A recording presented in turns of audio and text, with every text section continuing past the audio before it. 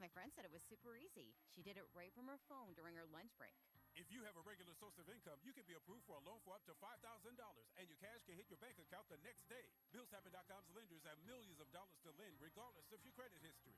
Guess what? I went to BillsHappen.com, and we're getting our money tomorrow. Wow, that's fast. Problem solved. If you need extra cash, go to BillsHappen.com. That's BillsHappen.com. BillsHappen.com. Diabetes, high blood pressure, anxiety meds, everyone's on them. If you're a 50-year-old male, maybe a bit beefy, and you may even have type 2 diabetes, $1 million of term insurance may only cost you about $200 a month. Call Term Provider. Speak with Big Lou at 800-830-4914. Big Lou will find a term life policy for you even if you have type 2 diabetes, are overweight, or have high blood pressure. Term Provider has helped thousands of people like you who think they can't afford term life insurance. To buy $1 million of affordable term life for you, all you need to do is call Big Lou at 800-830-4914. Lou will make sure the scales are tipped in your favor. Call 800-830-4914. Big Lou will answer your call and work to fit you into a term life policy that you can afford. Remember, Big Lou's like you. He's on meds, too. Call 800-830-4914. 800-830-4914. You wanted to see me? Yes, please, have a seat. Rudy's Farm Center is your locally owned farm, industrial, and hardware store in Keppel. The Rudy family is proud to be a part of Mustang Nation. Why don't you come out and enjoy a bag of the famous popcorn? It's just 10 minutes from the school campus out on Highway 60. While you're there, take a good look at the selection of Traeger wood pellet grills, a great addition for your tailgate party.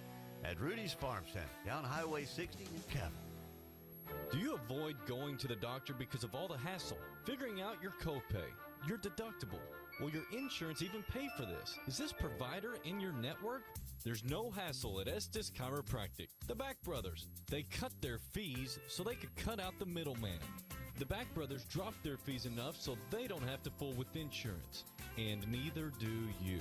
They don't do insurance at Estes. They just take good care of you. Give Paducah's Back Brothers a call. Estes Chiropractic, the Back Brothers. The Stampede is on the air. McCracken County Mustang Sports is brought to you by Brandon Clifton with Allstate Insurance, Purchase Appliances, Resistant Roofing, Baptist Health Paducah, Flooring America, F&B Bank, Ingram Water and Air, Kitmo, McDonald's, Pizza Inn, McCracken County Schools, JCCB Vendors, Buffalo Wild Wings, Estes Chiropractic, Culver's, Baird Financial with Brett Hausman, Sea Plant Federal Credit Union, Rudy Farm Center, and Dr. Kyle Parrish. Now, here's the voice of the Mustangs, Eric Chumbler. Coming to you live from beautiful Marquette Stadium, where tonight the playoffs kick off across the Commonwealth. And here in Class 6A District 1, the McCracken County Mustangs, district champs from Class 6A District 1, will be hosting the number 4 seed, from 6A District 2, the Bruins of Central Hardin. This is no unfamiliar foe for the McCracken County Mustangs. In terms of the postseason, the Mustangs are winless against the Bruins, but tonight the Mustangs have a different feel about them, and they look to move to the second round once again. That's coming up here tonight on 99.5 The Fan. Good evening to you, wherever you may be, alongside Ivan Stevens and Jimmy Garrett. I'm Eric Chumbler. Thanks for joining us tonight. Jimmy, overall, the Mustangs, it's playoff time. It's a brand new season, and it's a good time for the Mustangs to turn the page because last Friday night, really challenging night for McCracken County. Yeah, Eric, you kind of hate to end the regular season like McCracken County did last week. You know, they came into that game against Graves County with 3 consecutive wins, putting a lot of points on the board. Really, the offense was very effective in those 3 previous games against Christian County and Henderson County. And so they really looked good. But there at Graves County, Eric, a little bit different story there. Got to give a little credit to Graves County. They did a good job defensively. They slowed McCracken down, particularly slowed down the rushing game. When you look at that second half of the season, McCracken County was doing an excellent good job on the ground offensively, particularly Landon Newman having a great season, and then certainly Dawson Hayden on the field with him as well. The combination of those two guys had a really good run in the second half of the season up until Graves County last week, when Graves County really shut McCracken County's big rushing game down. And then passing, McCracken County struggled from a passing standpoint, a number of turnovers. We'll talk about that a little bit this evening, and just not a lot to show for it overall. And they ended up falling behind with Graves County, unable defensively to stop them. That's another area that we'll discuss throughout this evening when we look at McCracken County as defensively a little bit of a struggle there last week against Graves County. So you hate to end the season on that note, but you got to put it in the rearview mirror. You got to walk in tonight here to your home stadium. The good thing is you won your district championship. You get an opportunity to start the playoff season on your home field. You're back here at home, and the weather's nice tonight. Nice, cool, clear evening here in McCracken County, so the weather is not going to be a factor in tonight's game. And so overall, Eric, from McCracken County, they've just got to put last week's game in the rearview mirror, forget about a performance that certainly wasn't where they wanted to end the regular season, and get focused here on Central Hardin, a team that comes in with a record that you could get too comfortable on and end up, as you said, Eric, lost to Central Hardin several times in the past. Tonight really is an opportunity to get a good win against them. So I think the key tonight is not to think about last week. Get focused on the things McCracken County can do well and get out of here with a win and get to the second round of the playoffs. That is exactly what Coach Brooks is preaching to his club as they get ready for the Bruins tonight.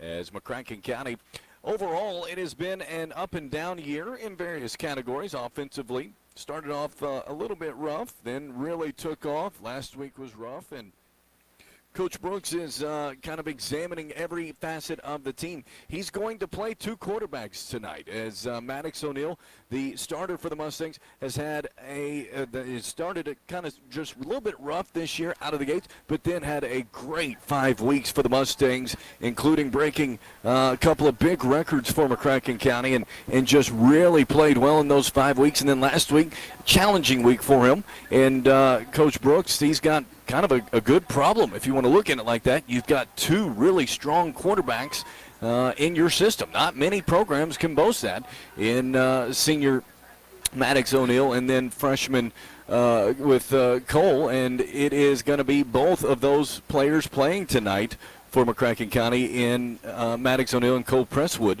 And kind of seeing just as iron sharpens iron, like who can make the better plays, the best plays tonight, and go with them throughout the night. Yeah, Eric, when you look at it, you did a good job kind of just summarizing what happened this season. Certainly, McCracken County started out offensively tough at the beginning of the season. Maddox had some difficult games there, 5 interceptions there early in the season overall for Maddox. And then, like you said, there was a stretch there. McCracken County won 4 of those 5 games from the 4th game through the 9th game of the season. Really looked good. One loss coming from Murray, where McCracken County still put up 56 points. So, you've got to feel good about it. And at that stage, Coach Brooks, he had to feel good about his offense, good about his quarterback in senior Maddox O'Neill, and really feel good about it. Last week, a little bit of a different story there. And Maddox just didn't seem to get in the rhythm. He ended up having 3 interceptions, a fumble as well there. And McCracken County turned the ball over on downs 4 times. And so, when you look at it overall, McCracken County turned the ball over 8 times last week in that game against Graves County. I think, too, is another thing that I like about Coach Brooks. I think one of the things is, you get in the playoffs and you say, hey, these are must-win games. You don't want to lose this football game. You want to get another week of football. You want to get that week. You want to get in that 3rd round, continue to win. Because every single week that you play at this stage of the season, you're building your team for next year. The juniors, sophomores, and freshmen on this team are getting that many more reps in practice, that many more reps in a varsity football game. And as you get deeper in the playoffs, you play more and more quality football. And those are the type of teams that you've got to beat if you want to make a run at a state championship or getting deep in the playoffs. And so for McCracken County, it's an opportunity tonight, Eric, as I look at it, for Coach Brooks to say, hey, I'm going to play 2 quarterbacks tonight. I mean, right now, when McCracken County ultimately loses in the playoffs at some point in time, you look at it and say, the season's over, Maddox O'Neill's career's over, but where do we go next year? And I think that's where Tyler's a young coach. I mean, this is his 2nd season. He's looking at it. I'm building this program to be a powerhouse program in 6A football out here in Western Kentucky. And to do that, you've got to develop players. And tonight is an opportunity for him to develop this freshman quarterback. We've heard a lot about Cole Presswood in 8th grade, 7th grade playing football. We have witnessed him come in and play some for Maddox O'Neill this year. We reflect back on that Mayfield game. He came in a game there that was a real struggle overall from the offensive standpoint, and he came in and got 2 first downs in his first 2 passes, and McCracken County finally started moving the ball a little bit against Mayfield. So you saw him have a positive effect on this offense back in that Mayfield game. So it'll be interesting tonight to see him come on the field in the second series, see what type of impact he has. I know a lot of these kids know him well. I know some of the kids that are freshmen, they've played with him. They think he's a quality quarterback. And the nice thing is, Eric, next year he's just a sophomore. So for Coach Brooks, he can build his program around Cole Presswood for the next 3 years. And as a varsity football coach in a program like McCracken County, to say, hey, I've got a potential to have a really quality quarterback for the next 3 years, look how that builds the program overall.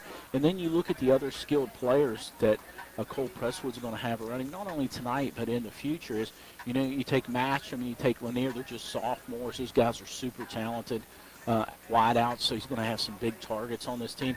You got some younger guys coming. Bo Davis, who's played with him for the last few years, is a wide receiver. He's a guy that's got a lot of potential. And then, you got some other guys. Over on defense, you got Charlie Higdon coming back again next season, one of the top middle linebackers in the state. Charlie Higdon is. So you got some talent coming back next year. So for Coach Brooks, Eric, I like what he's doing. He wants to win this playoff game. He wants to run his team deep in the playoffs, and every coach wants to.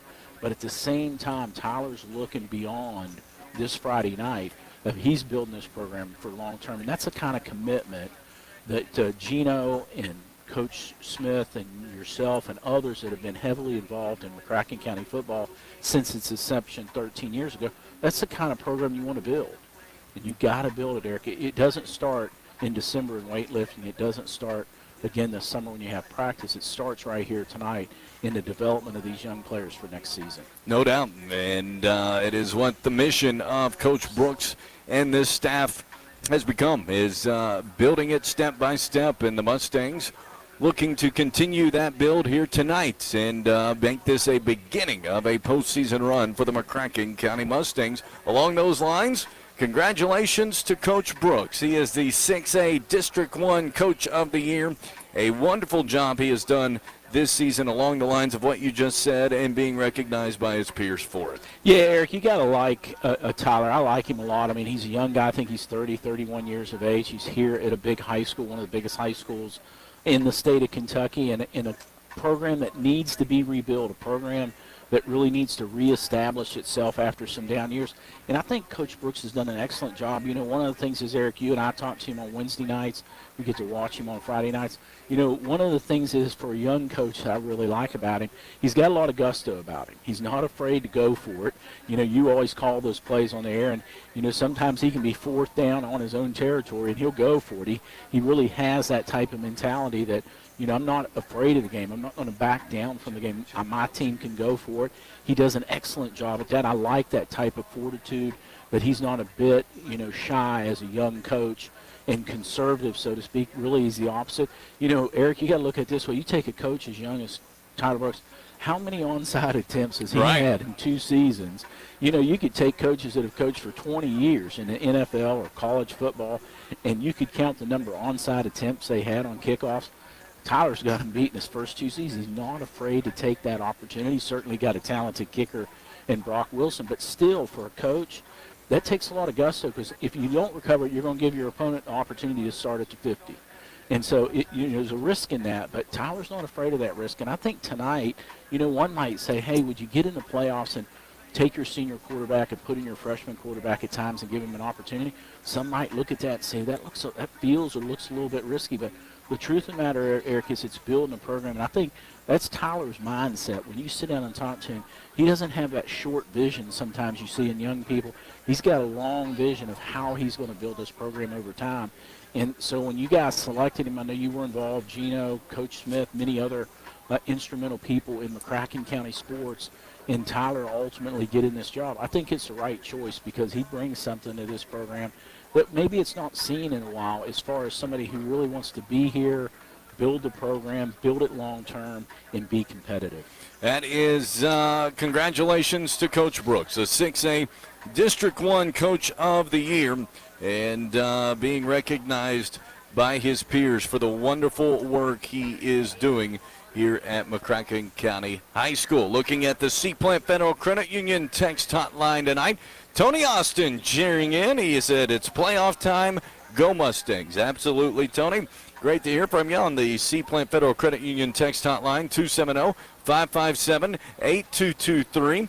270-557-8223. We will shout you out courtesy of Seaplant Federal Credit Union, 7 counties in western Kentucky to serve you. As we look around McCracken County schools and what's going on inside the schools, it's a lot of construction going on, which is a sign of progress inside the district.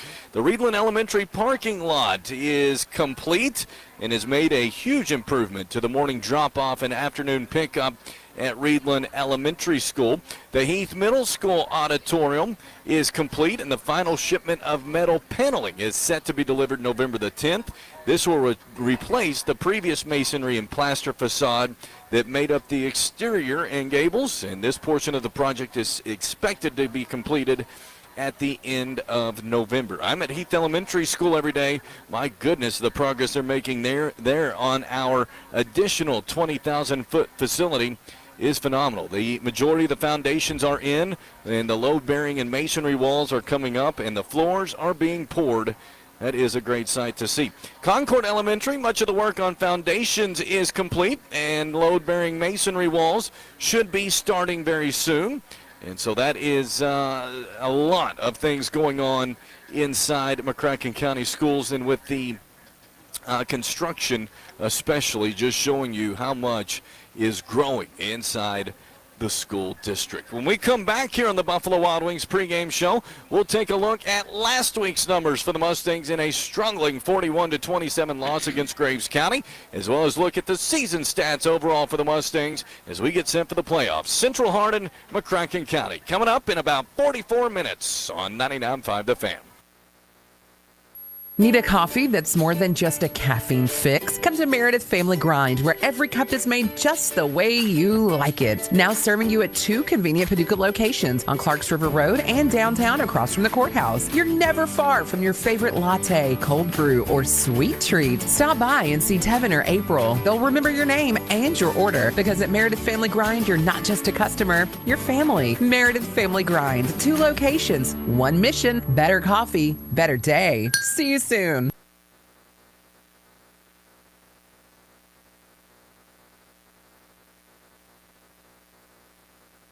Flooring America, 5150 Heartland Drive is proud to bring you high school sports. Flooring America carries a full line of residential and commercial carpet, vinyl, laminate, area rugs, and custom tile. Right now, they have closeout porcelain tile at just 99 cents a foot. Their professional installers are fully insured. It's not just about offering one of the area's largest selection of quality floor coverings. It's about making sure you're absolutely thrilled with the outcome of your choice. For integrity, quality, and professional service, it's Flooring America, 5150 Heartland Drive, or flooringamerica.com. When it comes to opening a new bank account, I have very high opening requirements. Amazingly, F&B Bank's Your Start Bundle Checking Plus Savings pulls out all the stops. A 2.25% APY on your first $15,000, free nationwide ATMs, a great mobile app, and more. Hey, when you meet a bank that complies with your terms, it's not about small print. It's your big goals and dreams. Get your start at F&B. APY is annual percentage yield. Standard rate of 0.20% APY will apply to balances over $15,000. See bank for terms and conditions. F&B Bank, member FDIC. Greg Culver on Culver's Salted Caramel Concrete Mixers. Summer just isn't complete without this treat. We take our frozen custard and add salted caramel. Then pick your favorite mix in. Cookie dough, brownie pieces, or how about Reese's Peanut Butter Cup? We spin it by hand. I love seeing that caramel swirl through the custard. There it is. Come on in for the Culver's Salted Caramel Concrete Mixer. Welcome to delicious. Stop in at Culver's on Highway 60 in Paducah. Discover the difference that comes from a financial partner committed to building better tomorrows. I'm Darren Rudolph with Baird Private Wealth Management in Paducah. As a provider of trusted financial services in Paducah, Baird is committed to making the future brighter for you and for our community. That's why we support local organizations like United Way and West Kentucky Fellowship of Christian Athletes, because we care about Paducah. Discover the Baird difference. Visit Paducah.bairdwealth.com. Hungry for pizza, wings, and a whole lot of fun? Come on down to Pizza Ranch, now open in Paducah. Whether you're craving their famous all-you-can-eat pizza buffet, crispy wings, or tasty desserts, they've got something for everyone in the family. Plus, bring the kids for some fun in their arcade and play zone. It's more than just dinner, it's a night of memories. Visit Pizza Ranch at Kentucky Oaks Mall in Paducah today, or call 270-448-5200 to place your order for carryout or delivery. Pizza Ranch, where every meal is a celebration. When Kitmo started up, making sure you had what you needed for whatever job you were doing, gas was about 36 cents a gallon. You could mail a letter for 6 cents, 8 tracks were fresh and new, and lava lamps were the big hot thing. 55 years later, things are different, except for Kitmo. When you got a job to do, you can get what you need, get it done at Kitmo. They sell construction products and equipment, and they rent stuff like skid steers, excavators, telehandlers, scaffolding. Yep, for 55 years and counting. You still get Mo at Kitmo. Thanks to our highly skilled and compassionate team, Baptist Health Paducah has received a national 5-star rating from the Centers for Medicare and Medicaid Services. This means that no other regional hospital and only 4 other hospitals across Kentucky can provide the levels of safety, quality, and patient experience that you'll find with us. All-Star Team, 5-star care. Only at Baptist Health Paducah. Learn more at baptisthealth.com/Paducah. Need a coffee that's more than just a caffeine fix? Come to Meredith Family Grind, where every cup is made just the way you like it. Now serving you at 2 convenient Paducah locations on Clarks River Road and downtown across from the courthouse. You're never far from your favorite latte, cold brew, or sweet treat. Stop by and see Tevin or April. They'll remember your name and your order, because at Meredith Family Grind, you're not just a customer, you're family. Meredith Family Grind, 2 locations, 1 mission, better coffee, better day. See you soon. Flooring America, 5150 Heartland Drive is proud to bring you high school sports. Flooring America carries a full line of residential and commercial carpet, vinyl, laminate area rugs, and custom tile. Right now, they have closeout porcelain tile at just 99 cents a foot. Their professional installers are fully insured. It's not just about offering one of the area's largest selection of quality floor coverings. It's about making sure you're absolutely thrilled with the outcome of your choice. For integrity, quality, and professional service, it's Flooring America, 5150 Heartland Drive, or flooringamerica.com. Comes to opening a new bank account, I have very high opening requirements. Amazingly, F&B Bank's Your Start Bundle Checking Plus Savings pulls out all the stops. A 2.25% APY on your first $15,000, free nationwide ATMs, a great mobile app, and more. Hey, when you meet a bank that complies with your terms, it's not about small print. It's your big goals and dreams. Get your start at F&B. APY is annual percentage yield. Standard rate of 0.20% APY will apply to balances over $15,000. See bank for terms and conditions. F&B Bank, member FDIC. Do you avoid going to the doctor because of all the hassle? Figuring out your copay, your deductible? Will your insurance even pay for this? Is this provider in your network? There's no hassle at Estes Chiropractic. The Back Brothers. They cut their fees so they could cut out the middleman. The Back Brothers dropped their fees enough so they don't have to fool with insurance. And neither do you. They don't do insurance at Estes. They just take good care of you.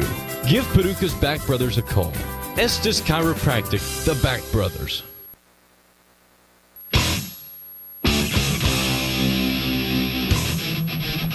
Back here at Marquette Stadium, McCracken County High School, getting you set for the matchup tonight, opening the 6A District 1 playoffs between the Bruins of Central Hardin and the Mustangs of McCracken County. As we are getting you set for kickoff, 37 minutes away, high atop Marquette Stadium and McCracken County High School. As we welcome you back to the Bear broadcast booth alongside Ivan Stevens and Jimmy Garrett, I'm Eric Chumler.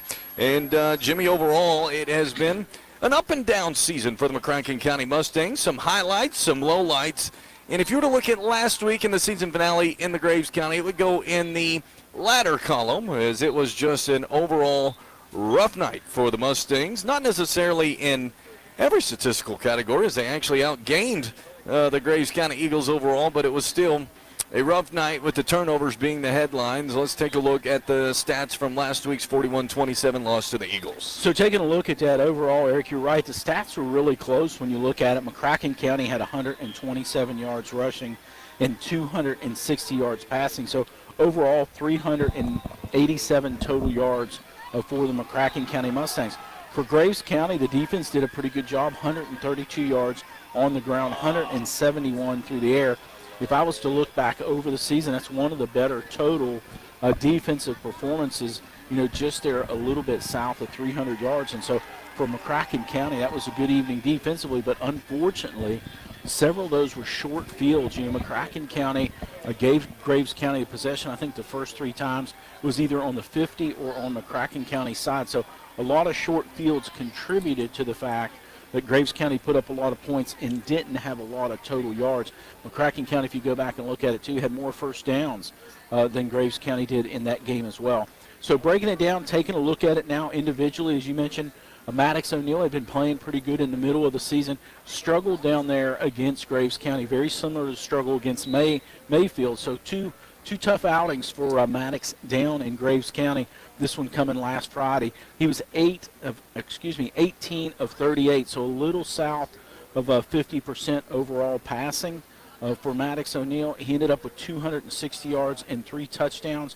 Unfortunately, 3 interceptions along with the fumble, so a total of 4 turnovers there from that quarterback position.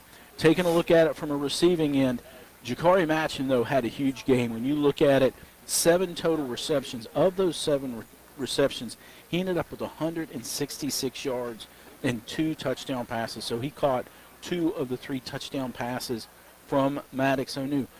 Jude Lanier, he had a good evening as well. He had 7 receptions, but only 59 yards. Reed Brookshire ended up with 3 receptions, 23 yards. Reed Brookshire, he ended up with that 3rd touchdown from Maddox O'Neill. And then Brentley Gregory, who continues to be effective in there in that tight end position, he had 1 reception for 12 total yards. Taking a look at it rushing, for the first time really since early in the season, McCracken County was shut down for the most part from a rushing standpoint. Just a total of 27 yards, as I mentioned earlier, only 1 rushing TD. Dawson Hayden led the way. Between him and Landon, they've been back and forth all season. Dawson Hayden led the way. He had 12 total carries, 76 rushes. Landon Newman, one of the slowest evenings we've seen really since his return after the Logan County game. 17 rushes, just 47 total yards. Jakari Matcham had a rush for 8 yards as well. When you look at it overall from a defensive standpoint, McCracken County, a little bit of a quiet night. Like I said, Graves County had a lot of short field, so not a lot of offensive plays for Graves County, even though they put up the 41 points. Charlie Higgin, who's been the leader on this team, led the way. Charlie ended up with 8 total tackles. He did have a half a tackle for a loss. Max Sturm, he was number 2 leading tackler for the team. He ended up with 7 tackles. He had a tackle for a loss. Hunter Neely had 7 tackles, half a tackle for a loss. Kane Rose had a good evening. He had 7 tackles. He had a tackle for a loss. Kane Rose as well had a quarterback sack. Sam Goodman, he had a good evening. He had 6 total tackles, 2.5 for a loss. Lucas Hoffman had 6 as well. He had a tackle and a half for a loss. Nolan Winstead had a good evening. He had 5 total tackles. He had 3.5 tackles for a loss. I think, Eric, that's probably the highest single number in a game for tackles for loss we've seen out of any player this season. And Elijah Pullen continues to play a good defensive football. He ended up with 3 tackles, 2.5 of those for a loss. Looking at it from a turnover standpoint, McCracken County did get 1 turnover. Reed Brookshire ended up with an interception and 11-yard return. But overall, Eric, when you look at it, I think a couple things jump out at me at these stats. First of all, McCracken County gave Graves County a number of short fields, and those really came on turnover on down type situations. Gave them a really short field to work with. They ended up punching it in to put the 41 points up there. So when you look at the offensive stats, they put up 41 points, a lot of those on a short field, so you don't see a lot of offensive yards. I think the other thing, Eric, when you look at it from an offensive standpoint from McCracken County, they ended up with 4 turnovers. Those coming out, Maddox O'Neill's 3 interceptions and fumble, and then you had 4 turnovers on down for for a total of 8 turnovers that you gave the ball back to Graves County without being effective on it, and really gave them 4 additional possessions on, really 8 total possessions on those 8 turnovers. So when you look at it, Eric, when it wasn't a pretty game, you and Ivan called that game last week.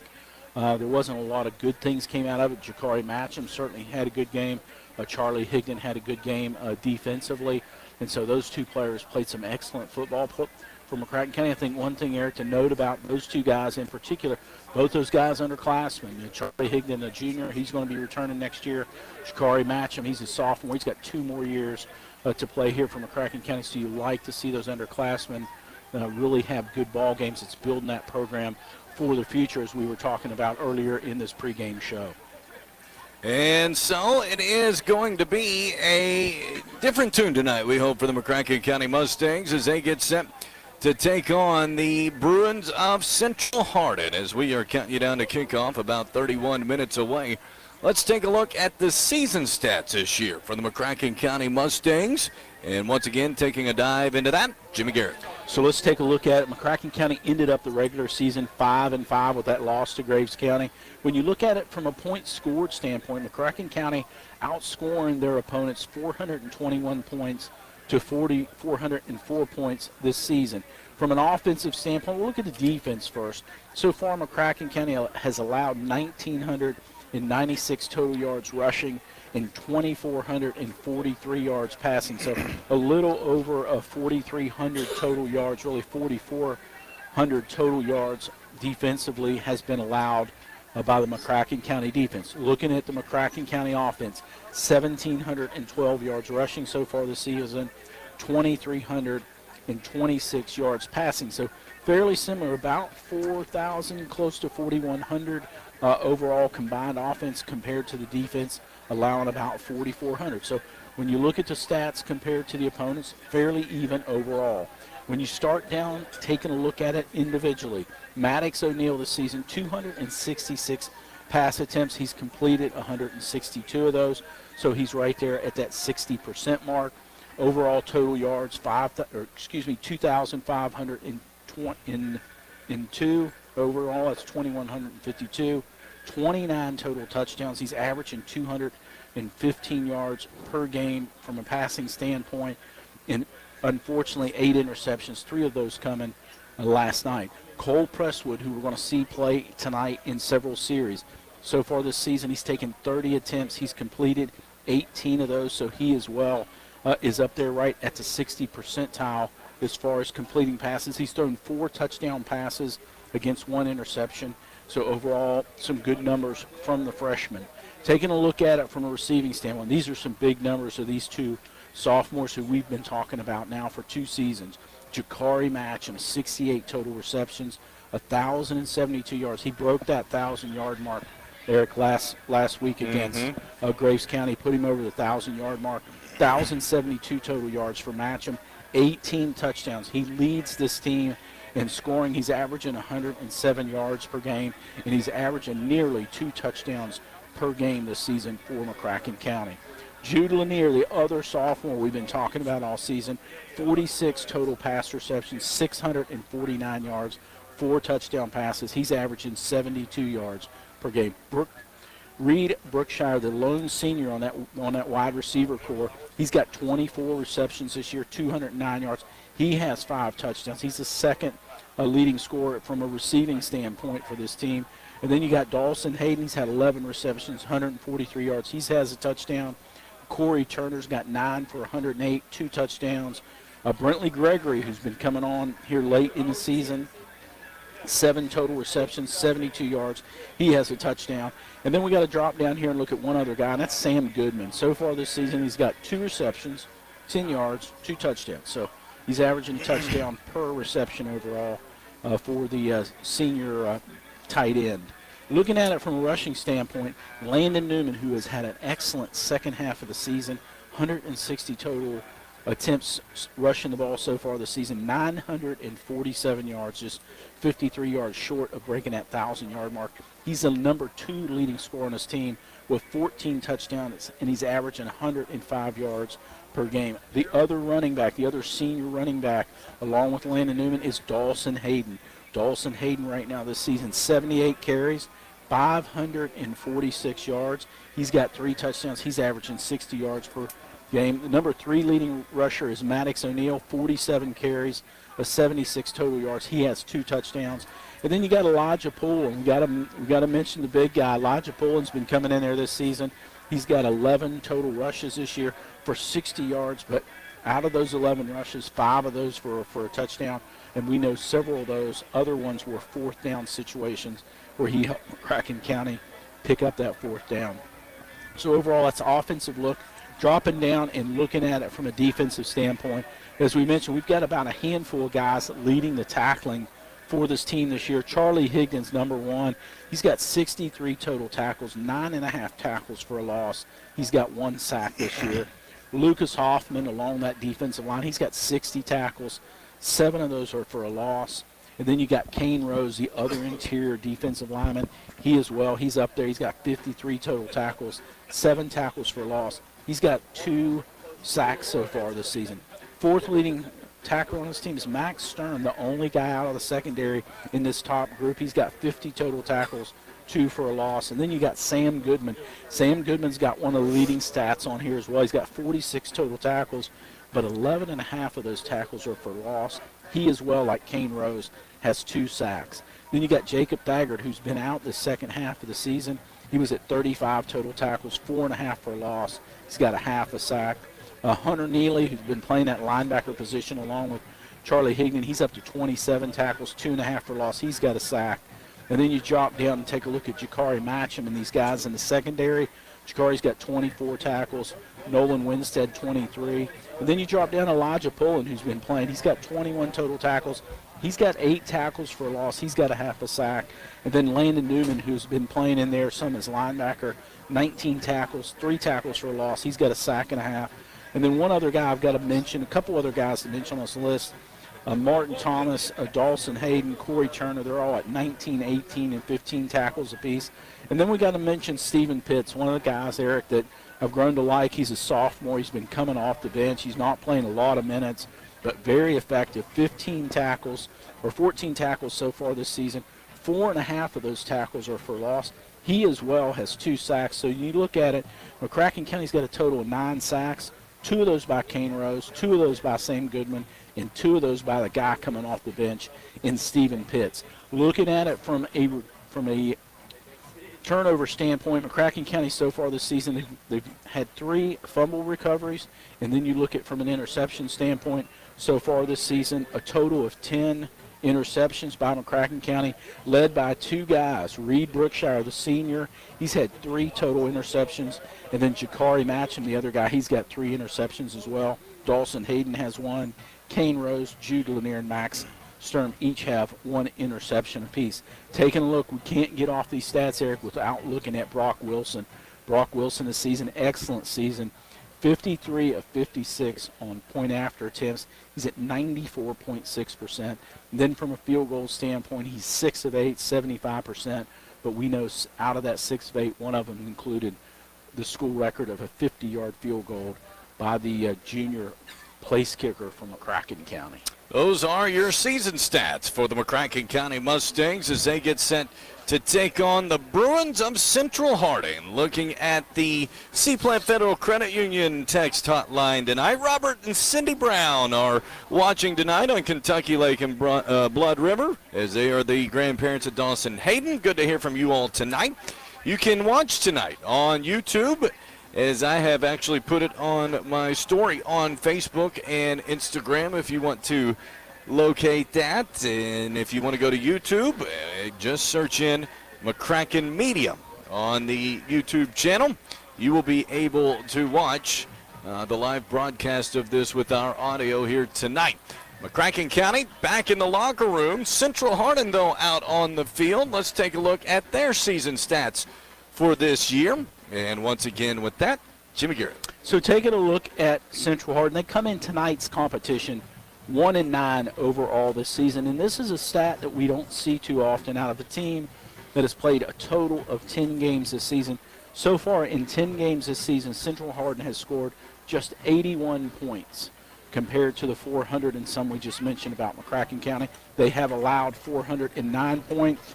Overall, from a rushing standpoint, they have 1,088 on the ground. That's the mainstay of their offense against 467 pass yards. One thing to note, on the 81 total points they've scored this season, 34 of those came last season. So up till the 9th game, they had 47 total points scored out of 9 games. So that's a stat, Eric, where offensively this team has a little bit of challenge. You can see it in the stats when you look at it from a quarterback standpoint. They've really played 2 quarterbacks. Trey Dalton, he's 30 of 79 for 208 yards. Here's a stat that's a little painful to look at. He's got 1 passing touchdown and 5 interceptions. The other quarterback, Caleb Irwin, he's taken 44 attempts so far this year, completed 21 of those.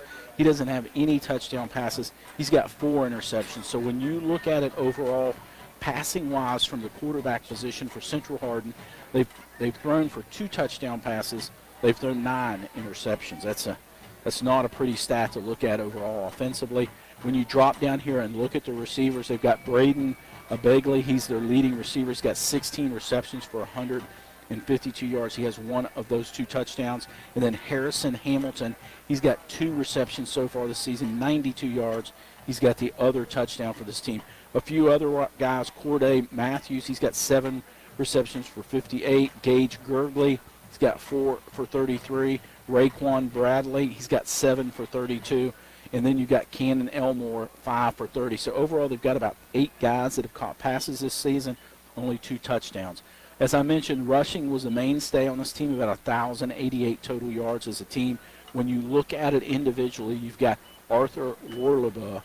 Right now, he's got a total of 85 attempts, 390 yards. He's got 3 touchdowns for this team. And then you got Raekwon Bradley, who we just mentioned on the receiving side as well. He's got 32 rushing attempts, 291 yards. He's got 3 touchdowns. And then you drop down Gage Gurgley, who we mentioned catching passes as well. 37 total carries, 123 yards. And then Oakley Strader, he's got 26 carries, 123 yards. He's got the other 3 touchdowns. So, Eric, one of the things to note here tonight, we know McCracken County had several games this season where they scored 8 touchdowns in a game. When you look at this overall, Eric, right now when you look at Central, they've only got 9 touchdowns all season. Entire season, they got 9 touchdowns for this team. That is a struggle, and when you consider how many of those came last week. Yeah, that's a big stat. Just dropping down and taking a quick look at them defensively, they do have some guys that are doing a good job. Blake Hockman, he's a senior. He's got a total of 62 tackles. Braden Begley, he's got a total of 32. Gage Gurgley, he's got 29. Layden Hart, he's got 23. One of the things is, Eric, when I go down this list and take a look at it, there's a couple other stats here I think that are a little bit devastating to look at.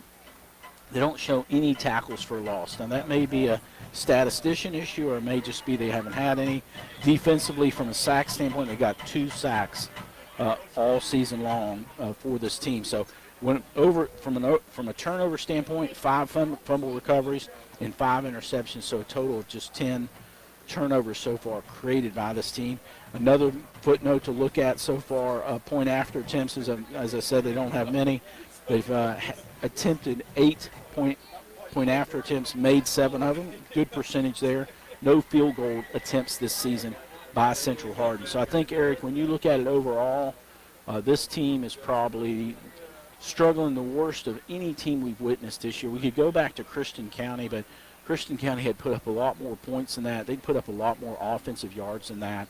And so overall, when you look at Central Hardin, Eric, you've got to say, for the coach of Central Hardin, for the fans of Central Hardin, it's just had to be a little bit of a difficult season to watch a team that, from offensive standpoint, has really, really struggled. Absolutely. And they are looking to kind of improve on the momentum they built last week in what was a convincing win in their regular season finale, and bring that into McCracken County here tonight. Really kind of opposite seasons between these two clubs, but if you look at the final week of the regular season, opposite results on that end. The Mustangs had an excruciatingly frustrating Week 10, and Central Hardin had an extremely jubilant Week 10. Yeah, Eric, for those young men at Central Hardin, that had to feel good, putting up those 34 points and having a good final game of the season. From McCracken County, you're kind of on the opposite of that. One of the things is, Eric, that I would hope plays in tonight's game is that McCracken County, that they practice this week, these young men, particularly the seniors. One of the things, Eric, that I always took back from Coach Smith and give him a little credit on this is when you look at a senior football player, unless they're going to be college level, when they walk off the field, that's the last time they ever play football. Right. And so for a senior, there's a little bit of pressure that, hey, if we don't keep winning, this is my last game. And so after last week's game, you would think that a number of the seniors in particular, the senior leadership on this team, many of those are offensive linemen. When you look at the youth, if you look down the line of scrimmage, you got a number of seniors on the offensive line. You've got a number of seniors on the defensive line. Those guys have got to realize that the next loss is their last opportunity to play really organized football at any level. And so for these guys, Eric, they've got to come out of here really hungry after what occurred last week and losing to a 3-6 Graves County team and really, really want to win tonight in this football game. It's time now for our pregame prayer brought to you by Broadway Church of Christ. Special thanks to Pastor Dustin and tonight's pregame prayer. God Almighty, thank you so much for today. Thank you for the opportunities we've had today to live a life that glorifies you. Father, we're so thankful for the love that you have for us. We're thankful for the creation that surrounds us. We're thankful for the people that you've put in our life. Father, we're thankful for opportunities we have each day to glorify you and how we live our lives. Father, we're so thankful for your Son. We're thankful for the sacrifice that he made on the cross for our sins. Father, tonight as we get ready to have this game before us, Father, please be with the players. Father, please keep them safe, give them strength, help them to have high moral standards. Father, be with the referees and the coaches and everybody who's involved. Father, thank you so much for giving us the opportunity and the enjoyment of being able to watch these sports. Father, please be with our country, be with our nation. Father, be with those who can't find you. And Father, please put people in their lives that can lead them to you and to know your love. Father, we're so thankful that you love us. Father, please keep us safe. Help us to have a good night. We love you so much. And it's in your Son's name we pray. Amen. Hey, it's Jim. I can't take your call right now. I'm digging for oil in my basement to help pay for my family's mobile bill. Crazy, you say? You try getting a data plan that has enough gigs for my family. And I thought braces were expensive. We definitely need a switch. Stuck in a dysfunctional family plan? Switch to Boost Best Family Plan right now and get 4 lines for just $25 per line, each with unlimited gigs. With Metro PCS, you only get 2 gigs per line for the same price. Plus, switch today and get up to 4 free phones, all on the fast and reliable Sprint nationwide network. Boost makes it easy to switch. Switching makes it easy to save. Offer ends 9/10/17. Requires 1 line to port in. Lines include unlimited data, talk, and text. Video streams optimized at up to 480p plus resolution. 500 kilobits per second and cloud gaming up to 2 megabits per second. Data deprioritization applies during congestion. Comparison based on Metro PCS's 2 gigabyte promo plan as of 4/25/17. For additional details, visit their website. Free phones while supplies last. Requires port in and activation on $100 plan. Coverage and offers not available everywhere. Restrictions apply.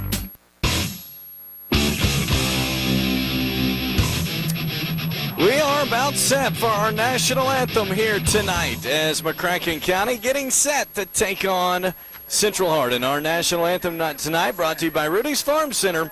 Rudy's Farm Center, your locally owned farm, industrial, and hardware store in Kevel. Go see the Rudy family at Rudy's Farm Center, 10 minutes from the McCracken County High School campus on Highway 60 in Paducah. Here's tonight's national anthem.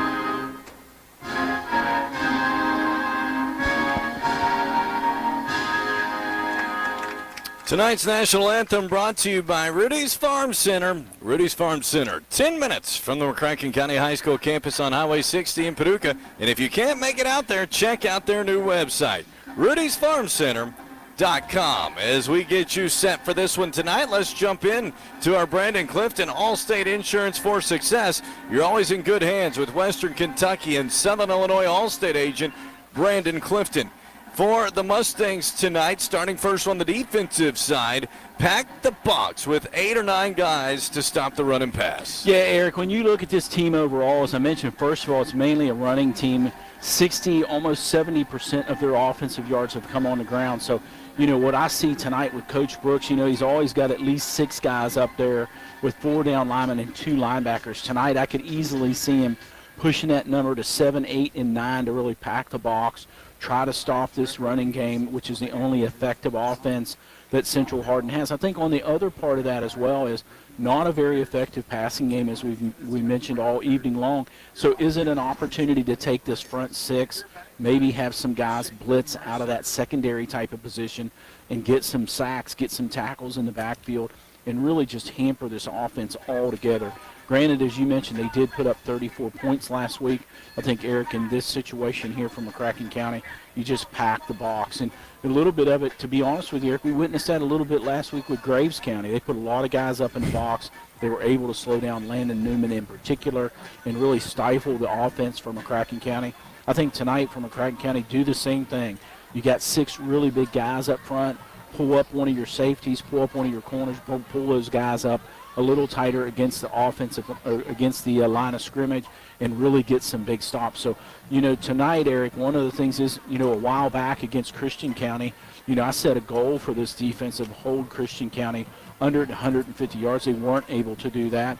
I think tonight is another challenge, Eric, that I would lay out for this defense, is to keep this team under 150 total offensive yards, both running and passing.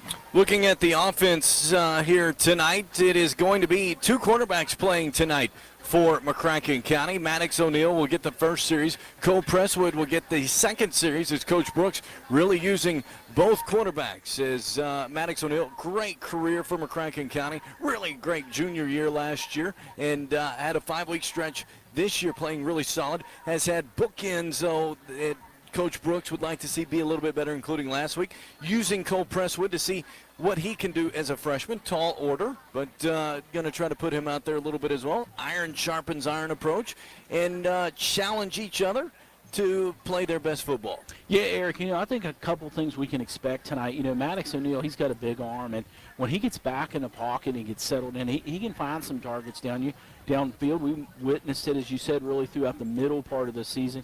In particular, when he scrambles out a little bit, I think a little bit for Maddox, there's a little bit of a challenge there to make the right decision, particularly when he gets pushed out of the pocket. Overall, I think one of the things is, Eric, I expect tonight, and I think it's a kind of something we can use as a measuring stick with the Cole Presswood. You can take him as being a freshman, can kind of anticipate him being the starter next season for this team, is really the confidence. One of the things is I witnessed in that game at Mayfield is Cole Presswood came on the field. McCracken County was struggling against Mayfield, and he connected right off on a couple quick passes, picked up a couple first downs, and got a little bit of momentum going for McCracken County from an offensive standpoint. And the thing that I really liked about the young man is, you take a freshman, you put him in a varsity game, particularly here, you put him in a varsity playoff game, and you say, how's he going to respond? I think that'll be the key tonight to watch, is how well does Cole Presswood respond. If I was a betting man, I think he'll be just as confident as we seen when he walked in the game against Mayfield. So I like the confidence of a young man being a freshman, walking on the field in a varsity football game, and be confident. I think another thing that I liked with Coach Brooks in the times that he has put Cole Presswood in the game is he's allowed Cole Presswood to throw the ball downfield. He's not put him on there and said, hey, I'm going to put my freshman quarterback in there. I'm going to be really, really conservative. I'm just going to hand the ball off. That's not been the case. I don't think that'll be the case tonight either. I think that Coach Brooks is going to put him on the field, doesn't care what the play call needs to be, that he's confident that Cole Presswood can do it. So like you said, Eric, it does put a little bit of pressure back on Maddox O'Neill to get on the field and perform as well. So I think tonight, Eric, it will be interesting to see how this 2-quarterback scheme really that Coach Brooks is bringing to tonight's game really plays out and how well both of these young men perform. And also for the Mustangs tonight, looking at, you have two great running backs as well for McCracken County with Newman and Hayden, and using both of them to get the offense going as well. Yeah, Eric, I think it's been key, particularly through the center part of the season, as we talked about. After that Logan County game, when Landon Newman came back from a suspension, he's just played like a man on a mission. He's played entirely different football. You know, the thing I like about Landon is whenever Maddox hands the ball off to him, he's already up to full speed before he hits the line of scrimmage. And it doesn't matter what's in his path. He's going to hit whoever's going to tackle him. You got to say one thing here. He hits the tackler harder than the tackler hits him. He punishes people on the other side. And then you bring in Dawson Hayden, and you get kind of the opposite part of that. You get a guy that's small in stature, a guy that's extremely quick. We know he's fast from a track standpoint, and he's hard to get your hands on, and he's hard to bring down. He may be smaller in stature than Landon Newman, but we've watched Dawson Hayden break a number of tackles this season. When you think, hey, a guy 150 pounds, he's not going to be breaking those type of tackles. That is not the case with Landon Newman. He's hard to bring down. So is Dawson Hayden. So these two guys, Eric, they really complement one another with a lot of power, and the other guy with a lot of speed. That's your Brandon Clifton, Allstate Insurance for Success. You're always in good hands with Western Kentucky, Southern Illinois Allstate agent Brandon Clifton. Time now for our starting lineups for tonight. Let's start with the defensive side of the football. With that, Jimmy Garrett. So taking a look at this defense, we'll start along that defensive line. We've talked about it all evening long. Defensive line starting on the inside of the line. Number 38, Lucas Hoffman, 6'4", 260-pound senior, second-year starter. The other guy on the inside of that defensive line is a nose guard, number 50, Kane Rose, 6 foot, 265-pound senior, another second-year starter. On the defensive end side of it, you've got the other senior over there, defensive end number 0, Sam Goodman, 6'5", 220-pound senior, another second-year starter. The other guy in there, defensive end, is number 31, Elijah Pullen. He's 5'10", 260-pound junior. First year really starting, though we've seen him play a lot of minutes. The next group back on this defense is the linebackers. You know, right now Coach Brooks been playing a 4-2 type of setup, so you got two linebackers, and you got number 44, Charlie Higgins, 6'2", 225-pound junior. I always like to say it's a 3-year starter. He's been starting since his freshman year. Charlie's a dominant force on this defense. And then you got the other linebacker, number 43, Hunter Neely. He's coming here. He's a senior. He's 5'9", 230 pounds. He's another guy that has done an excellent job in that linebacker position. Let's talk a little bit about the secondary. A little bit of unclear information on us. A couple guys out, so we'll see how this shakes down. But right now, what we're anticipating starting tonight, number 6, Jakari Matcham, 6 foot, 165-pound sophomore. He's going to be starting at corner. The other corner anticipated tonight, another 6-foot guy, 160 pounds, Jude Lanier, the other sophomore. This will be his first year. So both these guys playing offense and playing defense. The other guys to look on in the safety, number 2, Martin Thomas, who started about the 3rd or 4th game of the season. He's 5'11", 175-pound junior. And the other safety right now we're looking at is number 16, Nolan Winstead, 5'10", 160-pound senior as well. Playing in the star position, kind of a roaming type of position, is bin number 5, Dawson Hayden, 5'6", 150 pounds. He's a senior. We'll see how that plays. Last week he didn't play a whole lot of minutes in that position, but I anticipate to see him some on defense tonight. That's your defensive starting lineup for tonight for the McCracken County Mustangs. They will see the field first. Let's look at the offensive starters for the Mustangs here tonight. At left tackle, number 71, Max Watson, 6'3", 275-pound junior. He is a second-year starter. Left guard tonight, number 63, Monty Rush, 5'7", 240-pound senior, who is a first-year starter. Center tonight, number 75, Mason Clark, 6 foot, 270-pound senior. He is a first-year starter. Guard number 51, Jeff Tyndall, 6 foot, 270-pound senior. He is a first-year starter.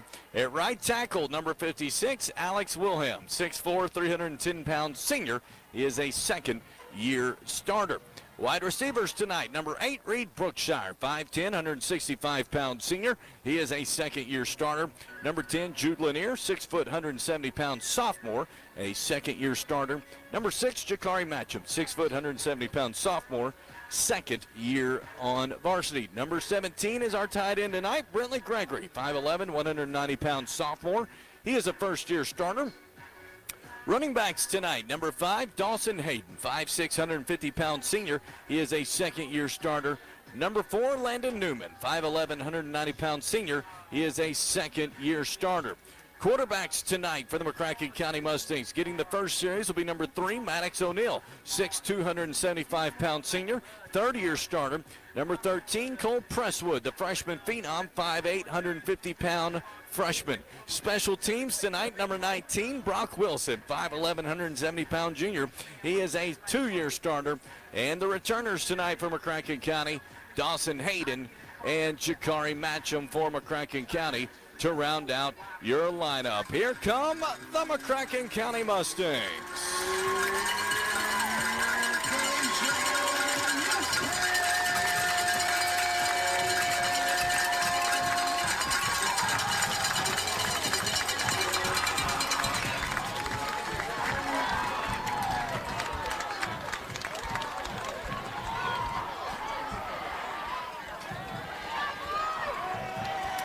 It's a fun night here at Marquette Stadium. The Mustangs wearing their home crimson. Crimson from top to bottom with the crimson M in gray on the helmet. White numerals outlined in black. Central Hardin coming in. They are wearing their road white tops. Kind of an LA Chargers type look if you were to mirror it to another franchise, as they have the white helmets. The powder blue pant outlined in the light yellow. The McCracken County Mustangs won the toss. They defer to the second half. It will be Central Hardin getting the football first here tonight. It's playoff football here inside the Commonwealth. It is finally time. Win or go home for the Mustangs tonight. The winner will get Henderson County next Friday night, as the Colonels looked nothing short of phenomenal in a road drubbing of Meade County last night in Brandenburg, Kentucky. And so that is who awaits either McCracken County or Central Hardin. Regardless, the Mustangs have to focus on tonight. Yeah, Eric, they got to focus on tonight. They got to get the win here tonight against Central Hardin. Like you said, it'll be the first time they beat Central Hardin. That'd be a great accomplishment. And then you look towards Henderson County next week. But right now, you've got 48 minutes in front of you that you need to get this first playoff win of the season here on your home field against a team that has had overall a tough season. I like that McCracken County is starting out on defense tonight. It gives them an opportunity to really show that they can stop Central Hardin's offense, get the ball back from McCracken County, and hopefully the offense can get on the field here shortly and put up the first score of this game. Lacey Larkin saying go Mustangs. Ken Dickerson as well on the Seaplant Federal Credit Union text hotline. We're set for football. It is Brock Wilson set to kick off for the McCracken County Mustangs. He moves towards the football. A short end-over-end kick. Fair catch made at the 30. And that is where Central Hardin will take over. First down and 10 as we kick off the 6A District 1 playoffs here tonight. Eric, one thing I like so far, just for the fans to know, these young men ran on the field here defense. They are fired up. Charlie Higdon in particular, man, he's made shoulder contact with every defensive player in McCracken County, trying to fire his team up here at the beginning of this game. And so the enthusiasm is there for the Mustangs. Trey Dalton in shotgun formation, 2 to his left, tight end to his right, and a man in the backfield. They hand it off to the backfield, straight up the middle, lunges forward for a gain of about 5 on first down. As it looked like that was Arthur Warloba on the carry. Gain of about 5, 2nd and 5.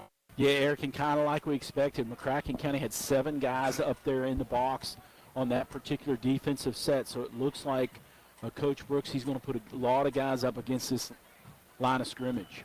It is Warloba again, hit by his own man, then hit by a crew of Mustangs right at the line of scrimmage.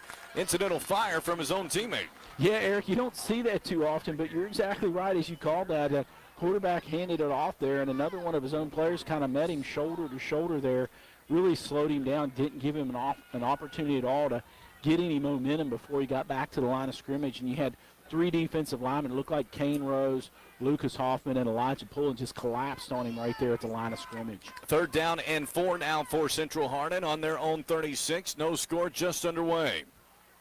Snap. It is a handoff to Warloba again. busts forward straight up the middle for a gain of about 6. Good enough for a first down at the 42. Yeah, Eric, he found a little hole there, but he just leaned forward, kind of stumbled forward for those last 3 yards, but it was enough right now for Central Hardin to keep the ball and keep possession with picking up now about 12 yards in these first three downs. Looked a little bit like Landon Newman, where he just has so many yards before you first get contact on him. He did indeed. He had that kind of power as he came through that line of scrimmage. It'll be first down and 10 now for the Bruins as they are on their own 42. Snap. It's going to be a handoff towards the left side, off tackle. Not much there. Gain of about 2, maybe 3. It'll be 2nd and 7.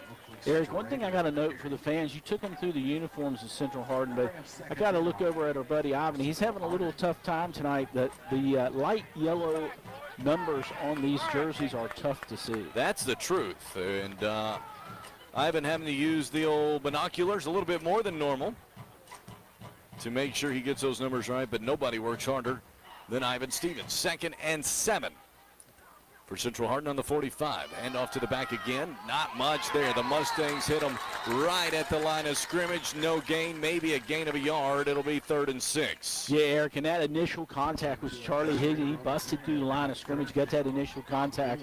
And then you had Sam Goodman and Lucas Hoffman come in there and finish him off for, like you said, basically a no gain or maybe a yard at best. 3rd and 6 for the Bruins on their own 46. Warloba up the middle, lunges forward, big hole across the 45, out to the 41.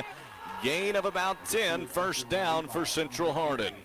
Yeah, Eric, it's the second time we've seen Warloba just find an opening. The last time it was on the left-hand side of that offensive line. This time over, coming in really behind the right tackle there, was able to pick that up, and now Central Hardin gaining a little momentum, 2 first downs, and now they're over in McCracken County territory. Oakley Strader comes in at running back for this play. 2 wideouts to the left. Snap. It is to Strader, looking to stretch it out sideline. Great job by the Mustangs, though. They snuffed that out for a short loss. Yeah, Eric, and we got to give you credit there. That's Nolan Winstead. We said he was going to start tonight. He did a great job. That was an open field tackle there by Nolan Winstead, really against a running back that was a little bit bigger than Nolan, but he did a great job on a solo tackle there. Sam Goodman did come in there and help finish him off, but we've got to give the tackle credit there to Nolan Winstead. 2nd and 10. It's going to be misdirection left side again. Mustangs snuff it out. Elijah pulling the first one to slow him down. Host of Mustangs to bring him down. Yeah, Eric, Elijah Pullen, he won't get credit with the tackle there, but he is the guy that stopped him in the backfield, forced him back into the middle. And then again, you had Sam Goodman coming across there. You also had Martin Thomas coming up from his position and helping on that tackle as well. But credit to Elijah Pullen. He's the guy who really stopped that play from developing. 3rd down and 12 now for the Bruins in McCracken territory at the 44. Snap. It is going to be a roll to the left, looking to pass it. Incomplete, nearly picked off, as it will be 4th down now for Central Hardin and probably a punting situation. Yeah, Eric, that was a nice series of downs there for McCracken County's defense. Both times they got in the backfield. I'm not sure who got a hand on that pass. Might have been Elijah Pullen over there. It was Elijah. Ivan confirmed that pass was a tip by Elijah Pullen, so he disrupted the play before that on a running play there, a passing play.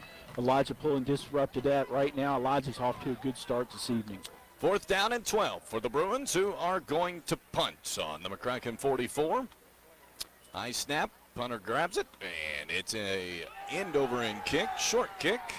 Bounces the 25, takes a McCracken bounce back to the 29, which is where Maddox O'Neill and the Mustangs will take over. A chance for the offense to put last week in the rearview mirror. It is, Eric, and they got good field position. Actually, the official set that down right on the 30, and that ball landed about on the 25, had a bad spin on it and bounced back. And so for McCracken County, good start here on their own 30-yard line. So O'Neill takes over. He has Landon Newman to his right. 2 wideouts on both sides. As O'Neill gets the snap, rolls to his right, looking, throws towards his right, caught by Brookshire. Minimal gain on the play, about 3, maybe 4, 2nd and 6. Yeah, Eric, that was interesting there. Central Hardin brought, it looked like a line, but there's a flag maybe over on the other side of the field, Eric. We'll check what that is.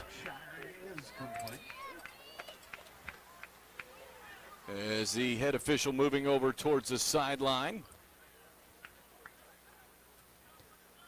We await his signal. It is dead ball personal foul against Central Hardin. Let's tack on 15 more to the gain of 4. And the Mustangs, even without really running very much of a play, already at midfield.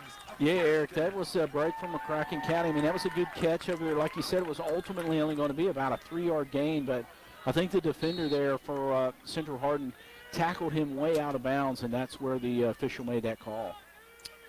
Empty backfield now as O'Neill gets the snap. Quick throw to the flat. It is caught by Matcham. He's hit at the line, dropped right there. As no gain on the play. It'll be actually a loss of 1, 2nd and 11.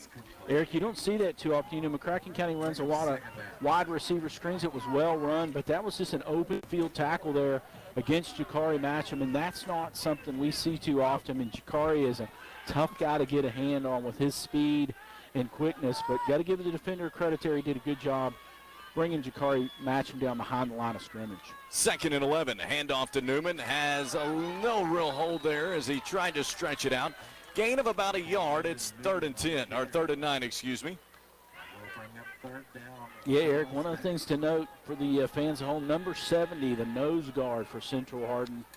I want to give him, Eric, a 300 and maybe 310-pound mark, and he was the one that was able to plug that hole there and make that tackle against Landon Newman. 3 wideouts to the right, 1 to the left. As O'Neill gets the snap, he's going to throw left side, looking for misdirection, and defense had it snuffed out pretty good. It's going to be 4th down for the Mustangs, and about 3.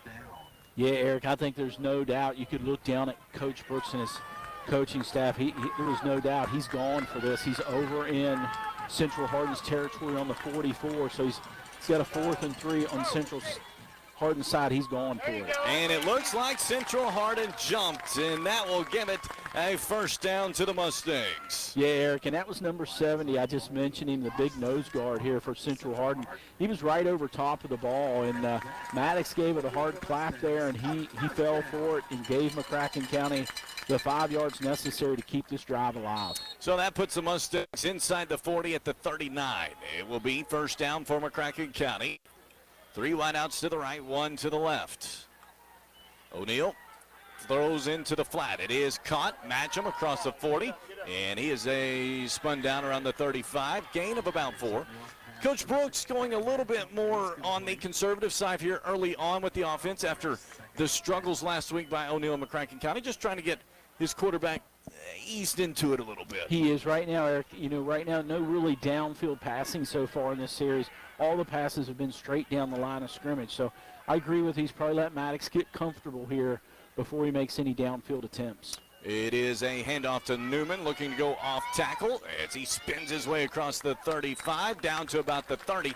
That'll make it a really manageable 3rd down in maybe even less than a yard.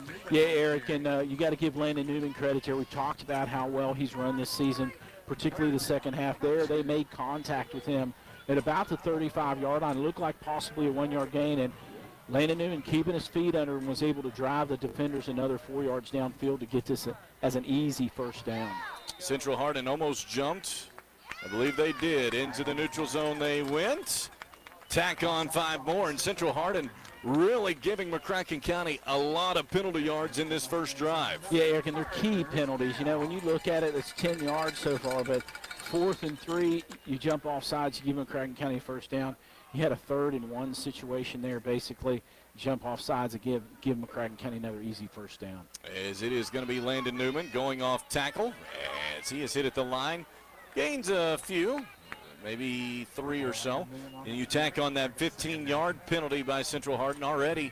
Quarter of the football field being gifted to the Mustangs. Yeah, Eric, and, you know, that makes it a lot easier moving down the field when you get 25 yards and 3 penalties. And so, you know, right now from McCracken County, they've moved the ball about almost 50 yards. 25 of those have been penalties.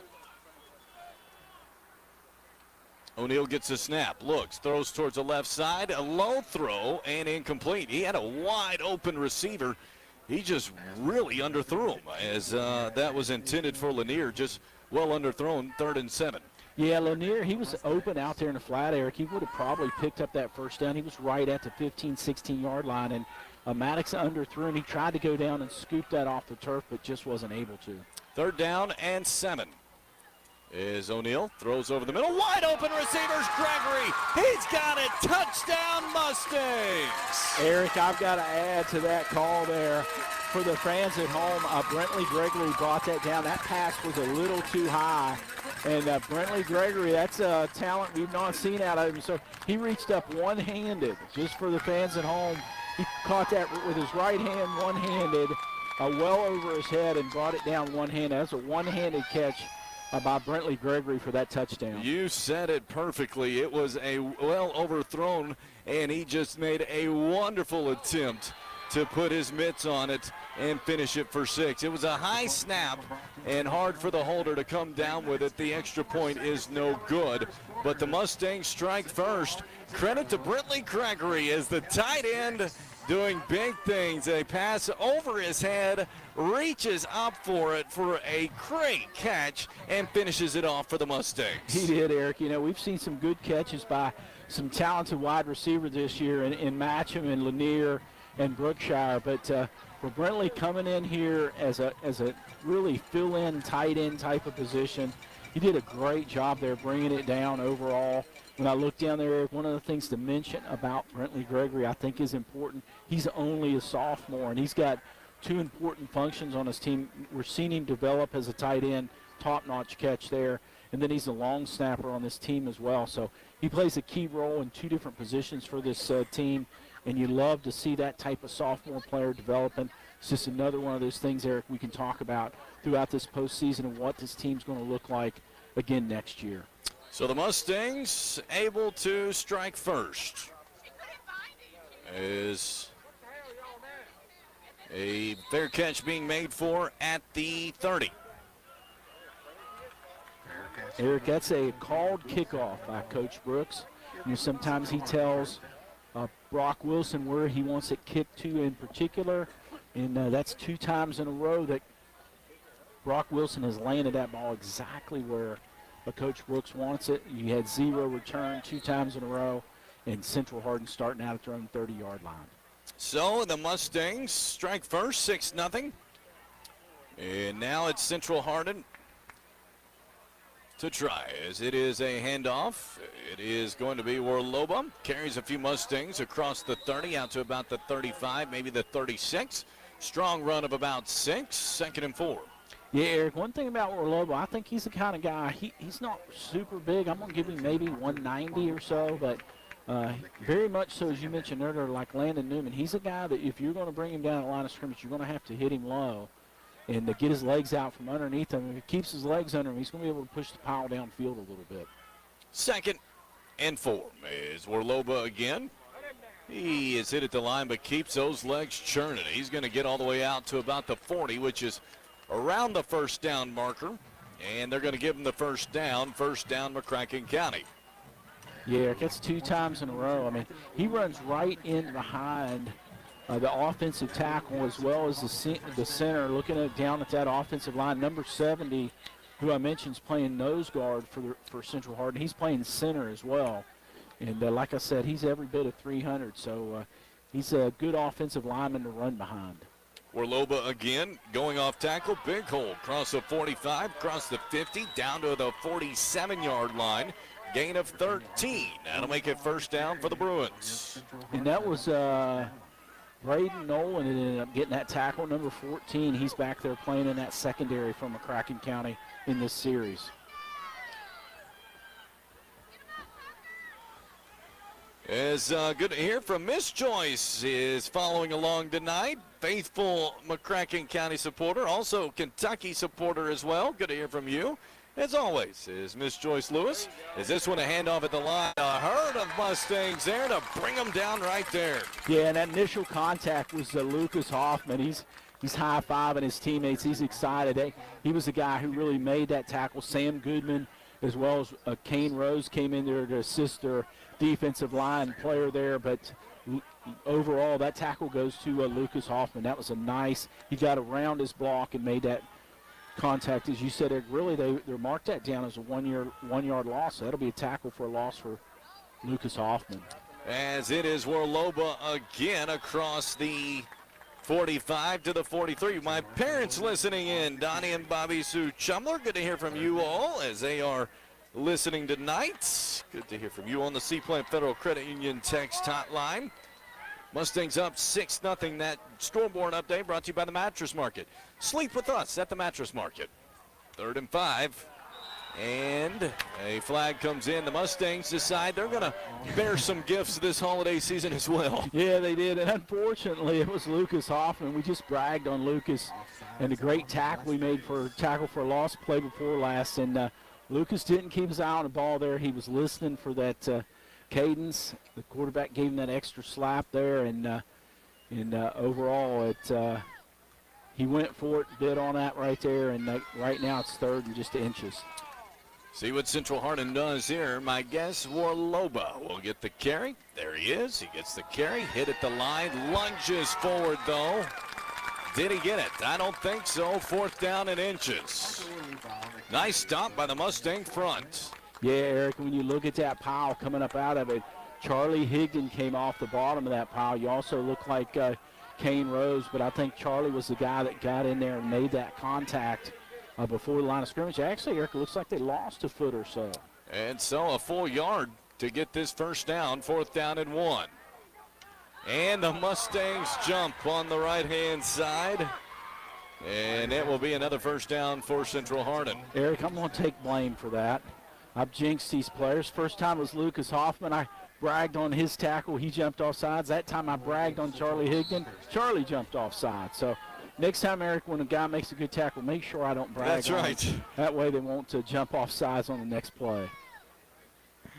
As it is 1st and 10. A handoff to Warloba. Big hole across the middle, across the 30 down to the 26. Also told Miss Tori Buchanan listening in, as well as her grandson, Brentley Gregory, got the touchdown just a few moments ago. A phenomenal catch. Can't brag enough, as it was over his head and extended his mittens and got his hands on it, pulled it in for 6. 10 seconds left. Central Hardin seems content to take this one down to the second quarter. By far, the quickest quarter in the McCracken County football season comes to an end. Normally at 7:19 p.m., we're at the 11-minute mark. This time we're at the end of the first quarter, and after 1 quarter of play, the Mustangs on top of Central Hardin, 6-0. Rudy's Farm Center is your locally owned farm, industrial, and hardware store in Keppel.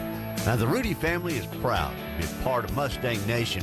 Why don't you come out and enjoy a bag of famous popcorn? It's just 10 minutes from the school campus out on Highway 60. While you're there, take a good look at the selection of Traeger wood pellet grills, a great addition for your tailgate party. At Rudy's Farm Center, down Highway 60 in Keppel. When it comes to opening a new bank account, I have very high opening requirements. Amazingly, F&B Bank's Your Start Bundle Checking Plus Savings pulls out all the stops. A 2.25% APY on your first $15,000, free nationwide ATMs, a great mobile app, and more. Hey, when you meet a bank that complies with your terms, it's not about small print. It's your big goals and dreams. Get your start at F&B.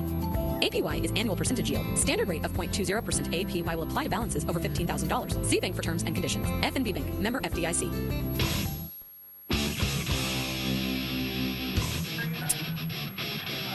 Start of the second quarter as we welcome you back to the Baird broadcast booth. Mustangs up 6-0. Central Hardin driving, though. They are in McCracken County territory at the 26-yard line alongside Jimmy Garrett, Ivan Stevens. I'm Eric Chumler. Thanks for joining us tonight. It is Trey Dalton at quarterback. He has Warloba in the backfield. It is a handoff to Warloba. Stutter steps towards the line, and not much there. Initially brought down by Sam Goodman. Yeah, Eric, that was a good tackle there by Sam. You like a tackle there where a guy really pulls a guy backwards and doesn't let him gain any yards. That's exactly what Sam Goodman did there. That was a good tackle. He wrapped up and just pulled him backwards for a no gain here, putting a little bit more pressure on Central Hardin's offense.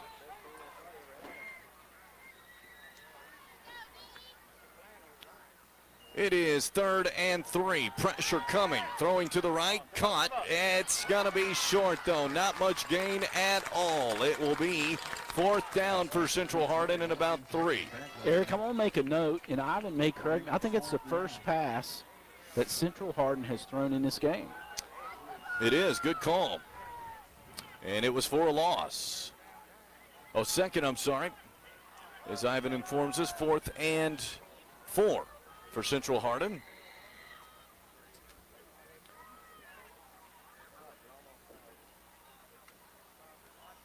And Central Hardin changing the play at the line. Play clock down to 12.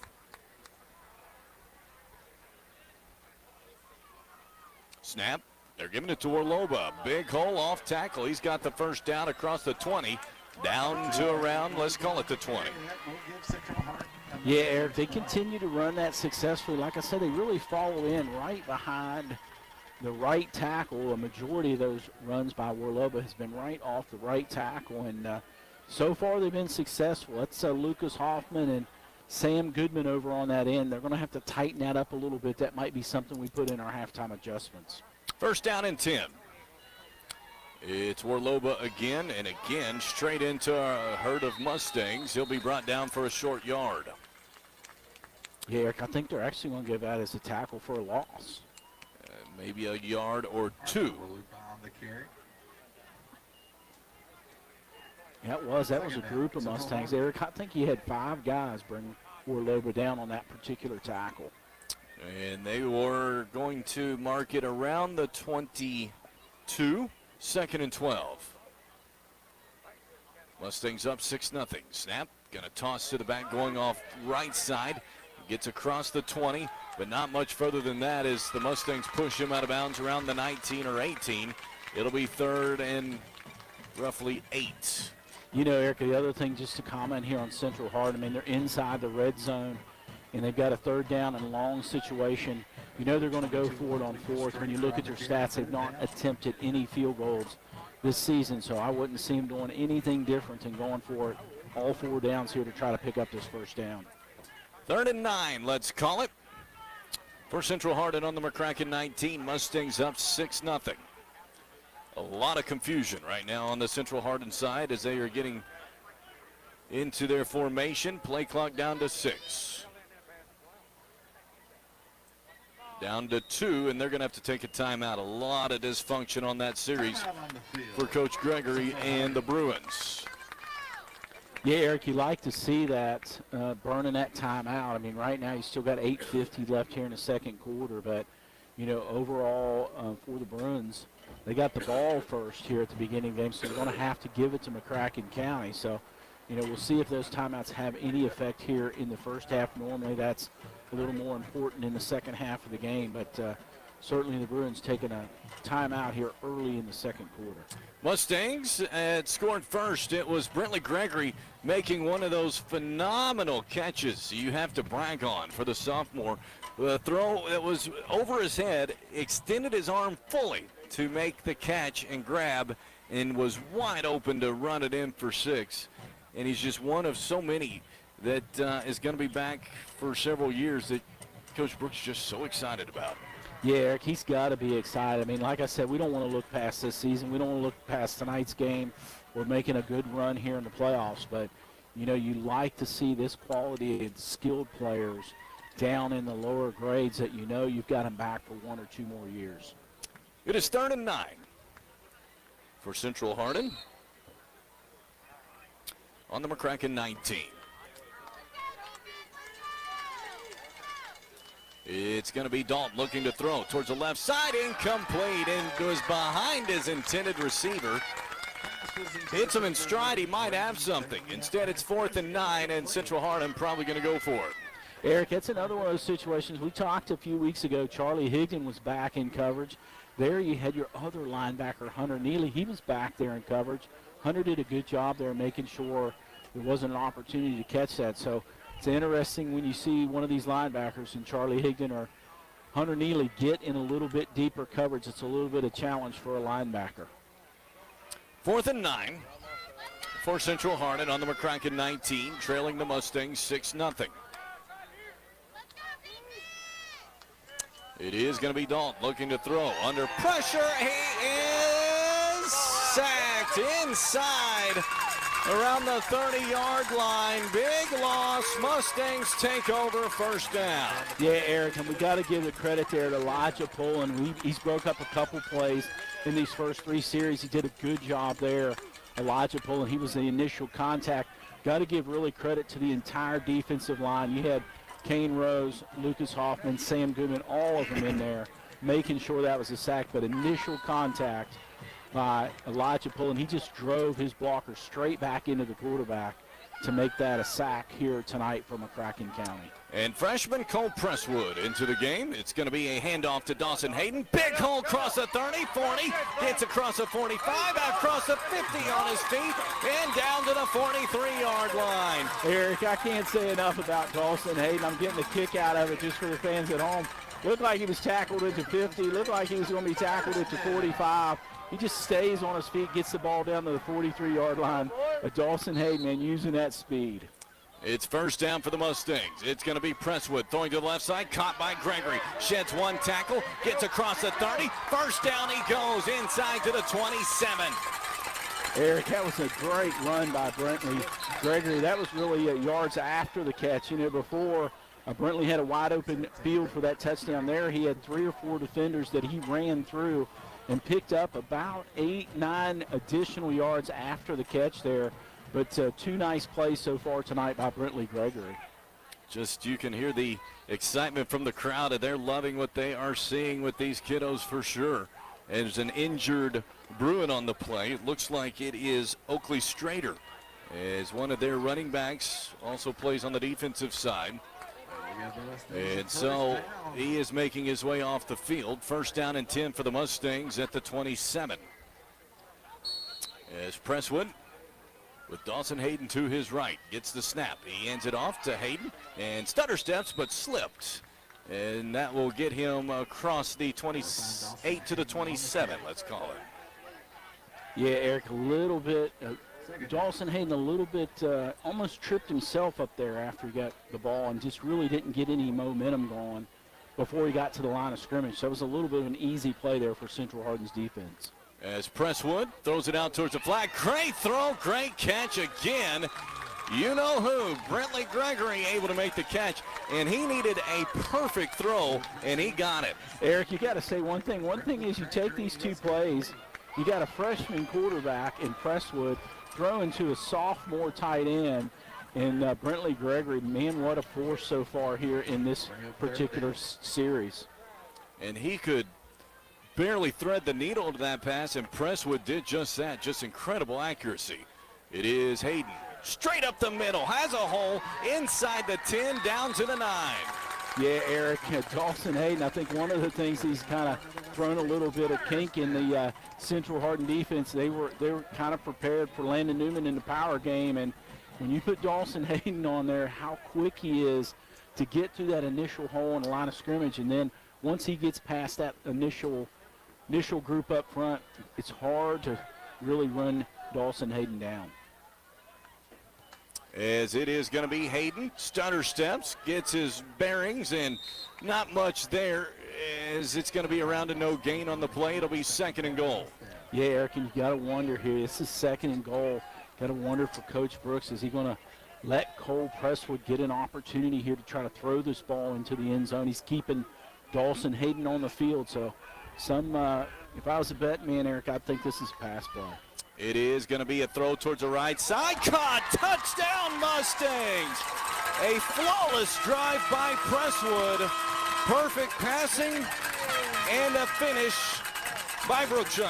Eric, that was great. Brookshire just ran a quick slant there right at the goal line of Cole Presswood. Eric, he couldn't have held onto that ball for 2 seconds, and he hit Brookshire perfectly in stride at the goal line for that touchdown. And the extra point is up and good with 6:28 left in this second quarter. The Mustangs on top 13-0. First drive, more of a methodical drive. Coach Brooks kind of easing O'Neal back into it, trying to get that confidence back up for him. That drive by Presswood was a really quick shove it down your throat with Dawson Hayden. Some great passes to Gregory. Finish it off with Brookshire. barely any time for Central Hardin to breathe. Yeah, Eric, you're right. I mean, and I'm going to go back to that last pass play right there. I mean, that's a quick release. You know, one of the things you like to see out of your quarterback is them really not hold on to the ball very long. You know, somewhere less than 4 seconds.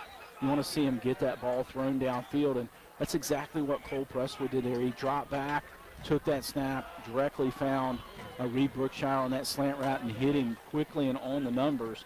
That's an easy score from McCracken County. So you like to see the freshman.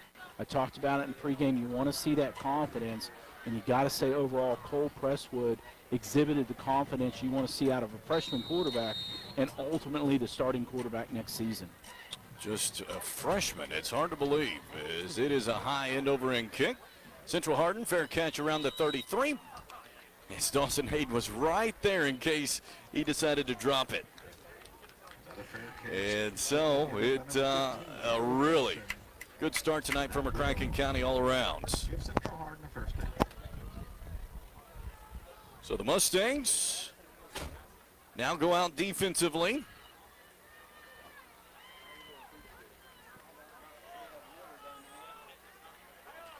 And it will be first down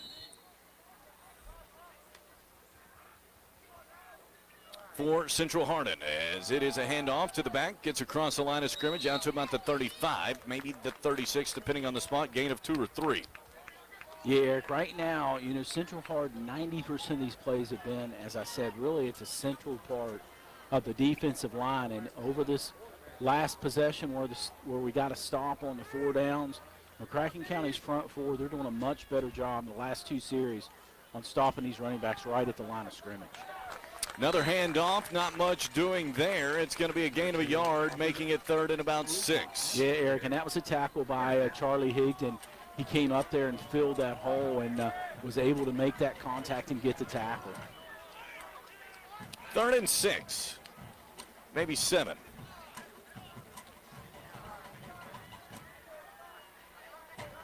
Split backs, snap. It's a handoff straight up the middle across the 40 and extending the football to about the 42. That'll make it 4th and about 1, depending on the spot.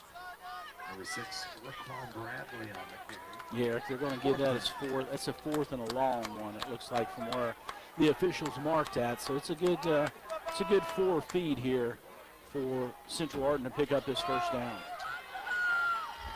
See what the defense able to do here. 4th and 1. Trying to get the Mustangs to jump. They do not.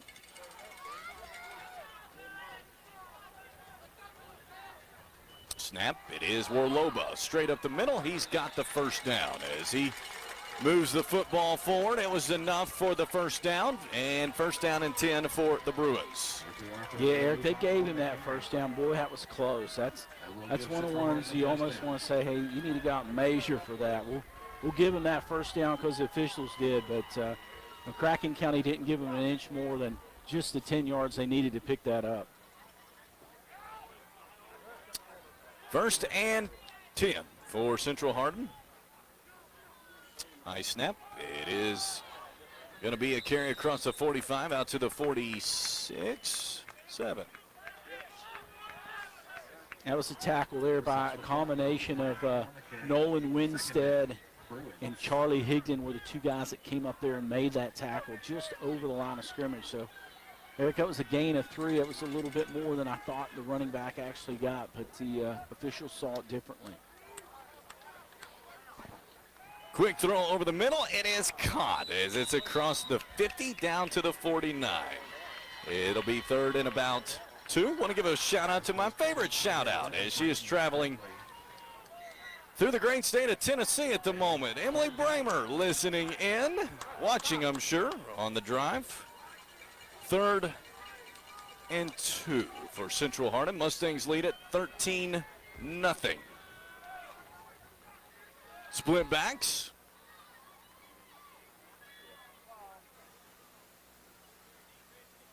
Still waiting for the snap. And there it is. It is going to be Warloba. Hitting the backfield trot. Good to meet you, Sam Goodman. Yeah, Eric, they tried a little bit of a delay there, and that just didn't work whatsoever. Sam Goodman came straight down the field out of his defensive end position, was able to make that tackle in the backfield for about, Eric, you want to give him a 4, almost 5-yard loss on that play. Agreed. As it is 4th and, let's call it 6 for Central Hardin. 3:06 in this first half. Timeout for the Bruins. And, timeout for the Mustangs, excuse me. They're going to talk this one over. Big moment here for the Bruins. They're trying to keep this one close with the ground game and not give McCracken County a chance for a 3-score lead. You know, Eric, one of the things we didn't talk about pregame, you know, we knew Central Hardin was going to come in here and just dominate from a running standpoint, at least the way their offense operates, and really not throw the ball. One of the things we didn't mention is that consumes a whole lot of clock. So, you know, you look at it so far, McCracken County, they've gotten, 2 possessions so far in this game. And so when you look at it overall, tonight, if Central Hardin's successful in just picking up 3 or 4 first downs each series, this is going to be a really, really short football game. 7 more shout-outs to get to. 4th and 6. It's going to be a punt, and it is a spiraling punt. Inside the 20, takes another McCracken bounce. Well, really not a Central Hardin bounce, though it does roll a little bit, and that is good for McCracken to take over. First down and 10 in their own territory. I want to give a shout out to Rocky and Colin listening in, as they are Mustang families through and through, about to come through the high school level. Good to hear from you all. Brian Courtney as well, throwing up a little bit of anger that he used to be my favorite shout out. I'm sorry, buddy, got replaced, but you're second. And so always good to hear from Brian Courtney and his comical analysis throughout many games. First down and 10 for the Mustangs. It is Landon Newman straight up the middle as he gets across the 15 to around the 20. Is Maddox O'Neill back out there for the Mustangs, and see if Coach Brooks maybe extends the field, the passing game a little bit more to try to get Maddox's confidence up a little bit more after last week.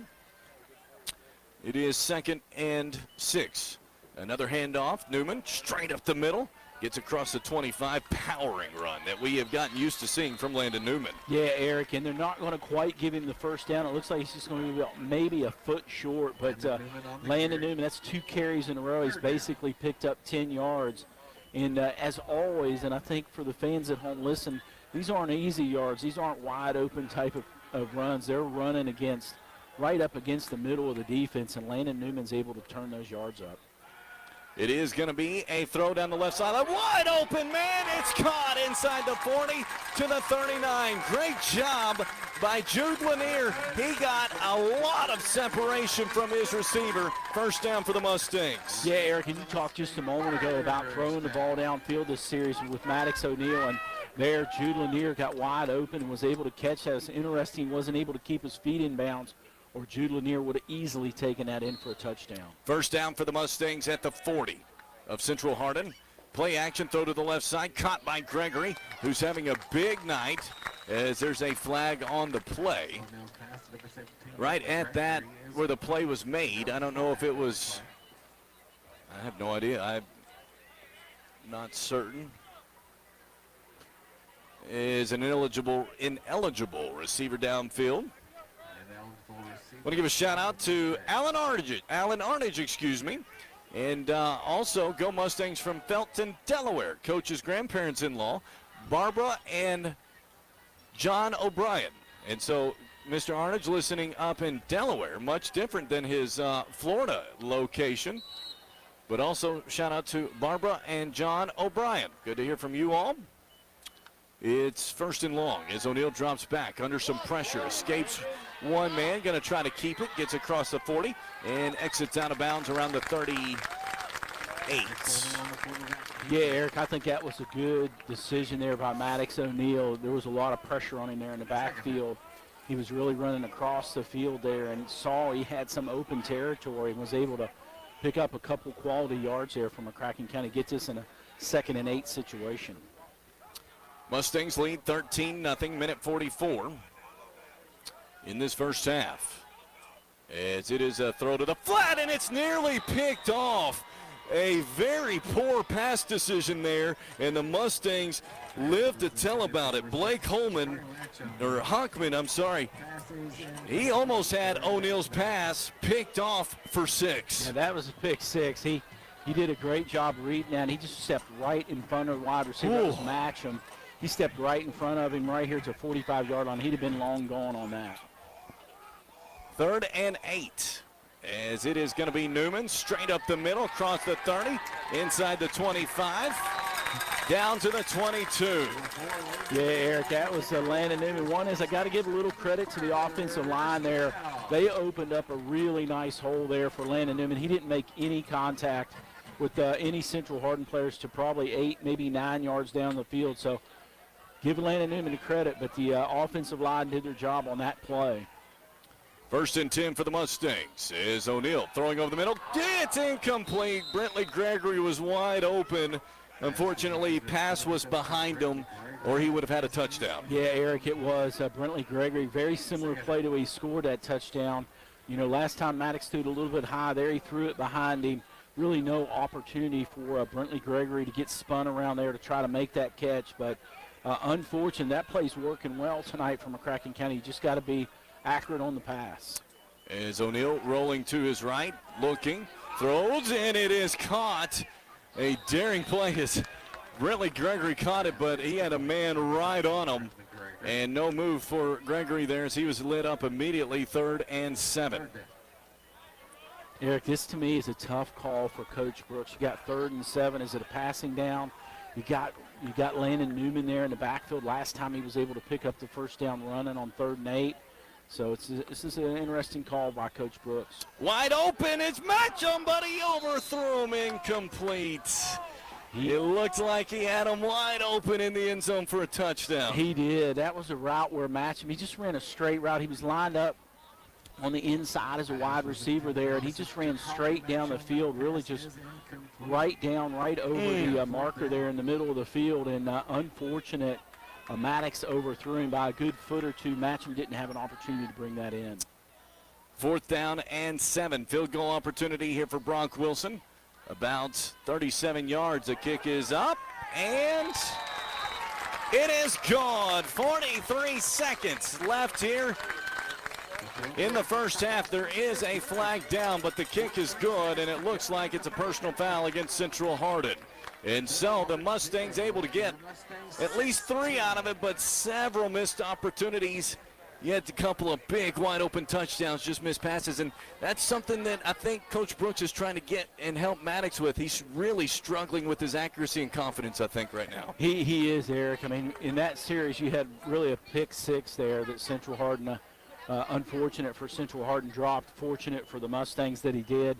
And then you had a situation there. It looks like, Eric, they're going to give McCracken County a first down here. You're right.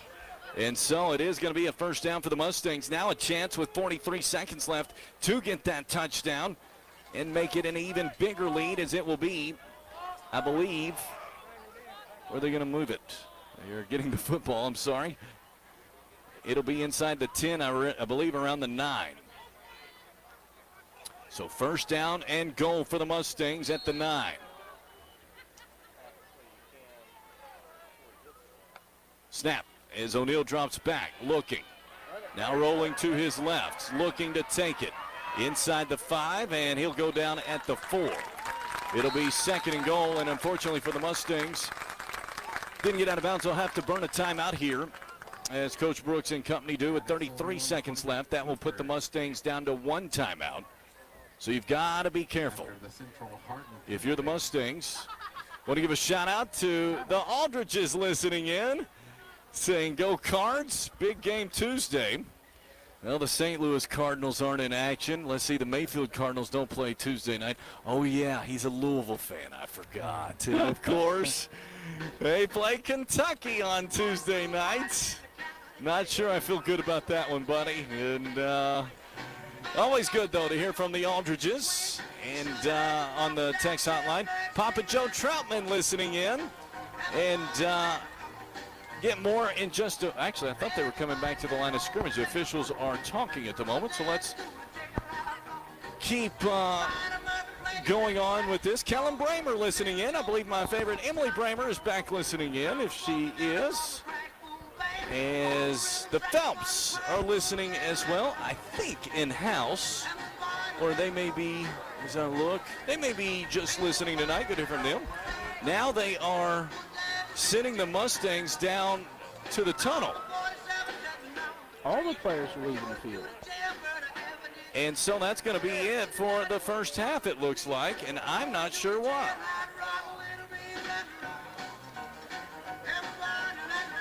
And so Central Hardin moving down. McCracken County's moving down.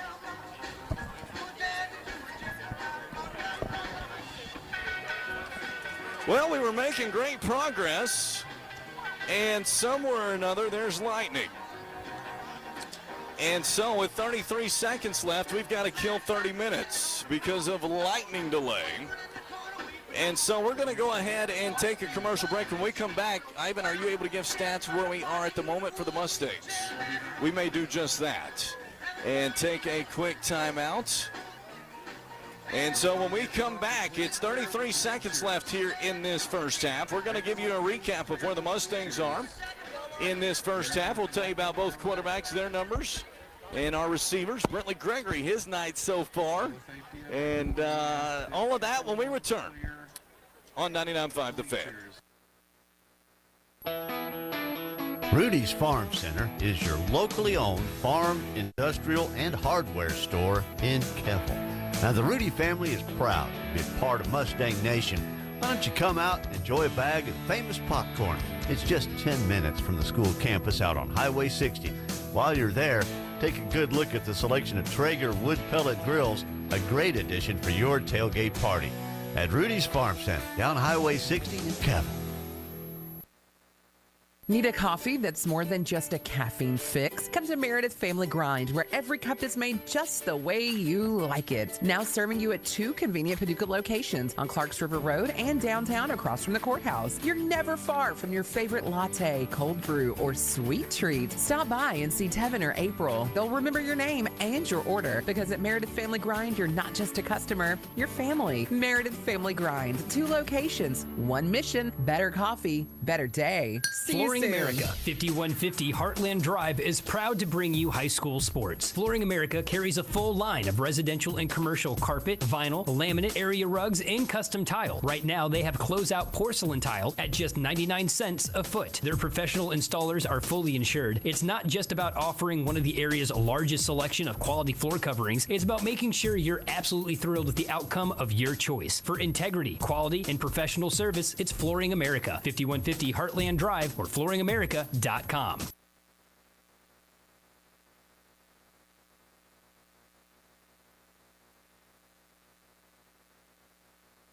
When it comes to opening a new bank account, I have very high opening requirements. Amazingly, F&B Bank's Your Start Bundle Checking Plus Savings pulls out all the stops. A 2.25% APY on your first $15,000, free nationwide ATMs, a great mobile app, and more. Hey, when you meet a bank that complies with your terms, it's not about small print. It's your big goals and dreams. Get your start at F&B. APY is annual percentage yield. Standard rate of 0.20% APY will apply to balances over $15,000. See bank for terms and conditions. F&B Bank, member FDIC. Do you avoid going to the doctor because of all the hassle? Figuring out your copay, your deductible? Will your insurance even pay for this? Is this provider in your network? There's no hassle at Estes Chiropractic. The Back Brothers. They cut their fees so they could cut out the middleman. The Back Brothers dropped their fees enough so they don't have to fool with insurance. And neither do you. They don't do insurance at Estes. They just take good care of you. Give Paducah's Back Brothers a call. Estes Chiropractic, the Back Brothers. Think the air in your home's clean? If your ducts haven't been cleaned in a while, well, think again. Dust, allergens, even mold could be hiding in your ductwork, and every time you turn on the system, it just blows right through your house. At 1 Hour Heating and Air of Western Kentucky, they don't just clean your ducts, they help your family breathe easier with professional duct cleaning and indoor air quality solutions that work. Give 1 Hour Heating and Air a call today at 270-331-1110. Cleaner air starts here, and your lungs will thank you. 1 Hour Heating and Air of Western Kentucky. Always on time or you don't pay a dime. Snack wraps are back at McDonald's. Yes, the fan favorite has returned with delicious crispy chicken in your choice of ranch or spicy pepper sauce. Try one today. And for your morning treat, McDonald's is serving a new spicy egg McMuffin. But hurry, these won't be around long. And to cool off on these hot summer days, McDonald's has frozen soft drinks for only $1.99. Now that is a cool deal. Come on over to your neighborhood McDonald's. They're ready to serve you. When Kitmo started up, making sure you had what you needed for whatever job you were doing, gas was about 36 cents a gallon. You could mail a letter for 6 cents, 8 tracks were fresh and new, and lava lamps were the big hot thing. 55 years later, things are different, except for Kitmo. When you got a job to do, you can get what you need to get it done at Kitmo. They sell construction products and equipment, and they rent stuff like skid steers, excavators, telehandlers, scaffolding. Yep, for 55 years and counting. You still get Mo at Kitmo. Hungry for pizza, wings, and a whole lot of fun? Come on down to Pizza Ranch, now open in Paducah. Whether you're craving their famous all-you-can-eat pizza buffet, crispy wings, or tasty desserts, they've got something for everyone in the family. Plus, bring the kids for some fun in their arcade and play zone. It's more than just dinner, it's a night of memories. Visit Pizza Ranch at Kentucky Oaks Mall in Paducah today, or call 270-448-5200 to place your order for carryout or delivery. Pizza Ranch, where every meal is a celebration. Discover the difference that comes from a financial partner committed to building better tomorrows. I'm Darren Rudolph with Baird Private Wealth Management in Paducah. As a provider of trusted financial services in Paducah, Baird is committed to making the future brighter for you and for our community. That's why we support local organizations like United Way and West Kentucky Fellowship of Christian Athletes, because we care about Paducah. Discover the Baird difference. Visit paducah.bairdwealth.com. Think the air in your home's clean? If your ducts haven't been cleaned in a while, well, think again. Dust, allergens, even mold could be hiding in your ductwork, and every time you turn on the system, it just blows right through your house. At 1 Hour Heating and Air of Western Kentucky, they don't just clean your ducts, they help your family breathe easier with professional duct cleaning and indoor air quality solutions that work. Give 1 Hour Heating and Air a call today at 270-331-1110. Cleaner air starts here, and your lungs will thank you. 1 Hour Heating and Air of Western Kentucky. Always on time or you don't pay a dime. Back here at Marquette Stadium, the Mustangs up right now 13-0 with 33 seconds left here in this first half. Alongside Jimmy Garrett and Ivan Stevens, I'm Eric Chumler.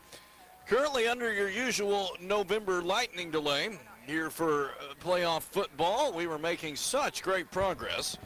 And here we are waiting 30 minutes. So we are going to go ahead and jump into our stats so far for this abbreviated first half. We'll do this again after 33 seconds of gameplay. And so just, it probably won't change too much. Hopefully a little bit, though, in terms of the score. Let's take a look at the stats. And with that, Ivan Stevens.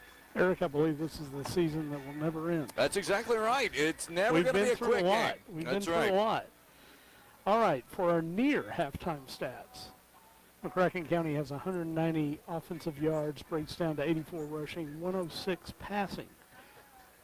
For the Bruins of Central Hardin, they have 70 total yards, breaks down to 67 rushing, 3 passing. Individually for McCracken, Maddox O'Neill is 7 for 11 for 74 yards and a touchdown. Cole Presswood, and a very impressive 3 for 3 for 32 yards and a touchdown. Rushing, Dawson Hayden, 4 carries, 38 yards. Landon Newman, 6 carries, 34 yards. Maddox O'Neill, 2 carries for 12 yards. Pass receiving, hello, Mr. Gregory. Mercy. Has 4 catches for 49 yards and a touchdown. Jude Lanier, 2 catches for 41 yards. Reed Brookshire, 2 catches, 13 yards and a touchdown. Jakari Matcham, 2 catches for 3 for the visitors. Trey Dalton is 2 for 4 for 3 yards, and he was sacked once. Arthur Wollabaugh, 18 carries, 65 yards. Raekwon Bradley, 2 carries for 8. Oakley Strader, 5 carries for 5. Trey Dalton, 1 carry for -11. That was the sack. And pass receiving, Braden Begley, 2 catches for 3 yards. Tackles unofficially from McCracken, I have Charlie Higman leading with 9. Hunter Neely with 8, Kane Rose with 6, Sam Goodman with 5, Lucas Hoffman with 4, Reed Brookshire, Braden Nolan, and Nolan Winstead all with 3, and Elijah Pullen with 2. The sack was shared between Sam Goodman and Elijah Pullen, and so far for the team, 6 tackles for loss for 22 yards. Great job, my friend, and I've never witnessed a better late second quarter delivery of stats than you just did. Great job, buddy. Hey, when I'm called on, I'm there. You are our bullpen man anytime we need you. Great job, buddy. All right, thanks. All right, that is Ivan Stevens with our halftime stats as I look on the Seaplant Federal Credit Union text hotline. Good buddy, Brad Vos is listening in tonight and getting ready to cheer on his Hoosiers, who they're now a football school up in Indiana. My goodness, maybe a national champion contender, as they are by far easily right now in the college football playoff picture, and slightly better than Kentucky, I must admit. It's good to hear from you, Brad. Also, as I look, and Buddy and Amy Rushing listening, and good to hear from you all as well as the Rushing group chiming in saying, go Mustangs. Let us know you're listening or watching, whether you're out in the vehicle because they forced you to clear the stands, or watching at home, or wherever you may be. Let us know if you're watching or listening. You can watch us on the McCracken County McCracken County Media YouTube channel on YouTube with our broadcast, and we will shout you out as well tonight. Also, Coach Brooks' sister, Tassity, is watching from Northern Kentucky, loving what she's seeing from the youth movement. Good to hear from you all. Andy Ford listening in tonight, and I fully understand number 1. Someone on number 2, definitely number 3. He says, go Buckeyes, go Cowboys. Could not agree more on the Cowboys sentiment, although we are awful, to say the least. Normally on Friday nights back in the day, in about another couple hours, Andy would be TPing my childhood home, and I would wake up to that on Saturday morning, and then I would be getting him back the following Friday night, and it'd be some back and forth as we would continue the trend throughout the streets of Lono. Good to hear from you, Andy, as always, on the Seaplant Federal Credit Union text hotline, 270-557-8223, 270-557-8223. Jimmy Garrett joining us just now. He took a dangerous mission out into the weather elements just a few moments ago to just take care of a few things. What's your weather report as you came back? I noticed drenched and quite fearful of the elements you look like. Yeah, you know, the one thing that kind of struck me, Eric, when I was walking back up here is I looked, so I was walking back up the ramp to the stands. I noticed one thing, you know, you ask, what's the weather like outside? Well, let's just look at the moon. That's right. I mean, a great shot of the moon here on this picture-perfect, clear-skied night. Yeah, you got about a 90% moon there. It's beautiful out tonight, and the temperature's nice outside. Didn't feel any rain whatsoever, and so I'm not sure where that lightning came. One thing I did notice is you do see the lights flashing on the stacks at the Shawnee plant, so I thought, well, maybe for a moment somebody saw the lights, but it looks like Christy's shown us there's just a wee little patch, just a little bit south of us. It's a little bit red, so that must be where it's coming from. So overall, we've got, how much time we got left here? Under 30 minutes. It's a good question. It's I meant to look whenever they first signaled everyone to the clubhouse at what time it was, and did not get the exact time. I would venture to say we're within 10 minutes, but that is strictly a guess. So we will keep you posted on that here as well. Mustangs up 13-0. Mustangs within the I forgot what yard line. Was it the 4? The 4, yes, thank you. As Mike Murphy, a great job keeping me notified on that, and the Mustangs a chance to score. Back and forth it was at the quarterback play. As we look at it, it was Maddox O'Neill. He's 7 of 11 for 74 yards and a touchdown. And Cole Presswood, 3 for 3, 32 yards and a touchdown. And I really liked what Coach Brooks was doing with Maddox O'Neill. Obviously, Maddox, 4 turnovers last week. Your confidence is going to be a little shook a little bit when you experience those kind of nights. Did some handoffs, or at the very least short passes, before kind of slowly stretching it out a little bit for Maddox. He's been a little inconsistent and missed some open receivers at times, but I like how Coach Brooks is kind of working him in offense a little bit tonight. He is, Eric. I mean, really in that first series he was in particular, really none of those passes were really beyond the line of scrimmage. They were really kind of wide out screen type of play, so he was keeping him consistent right down the line of scrimmage there just to make some completions, get that confidence.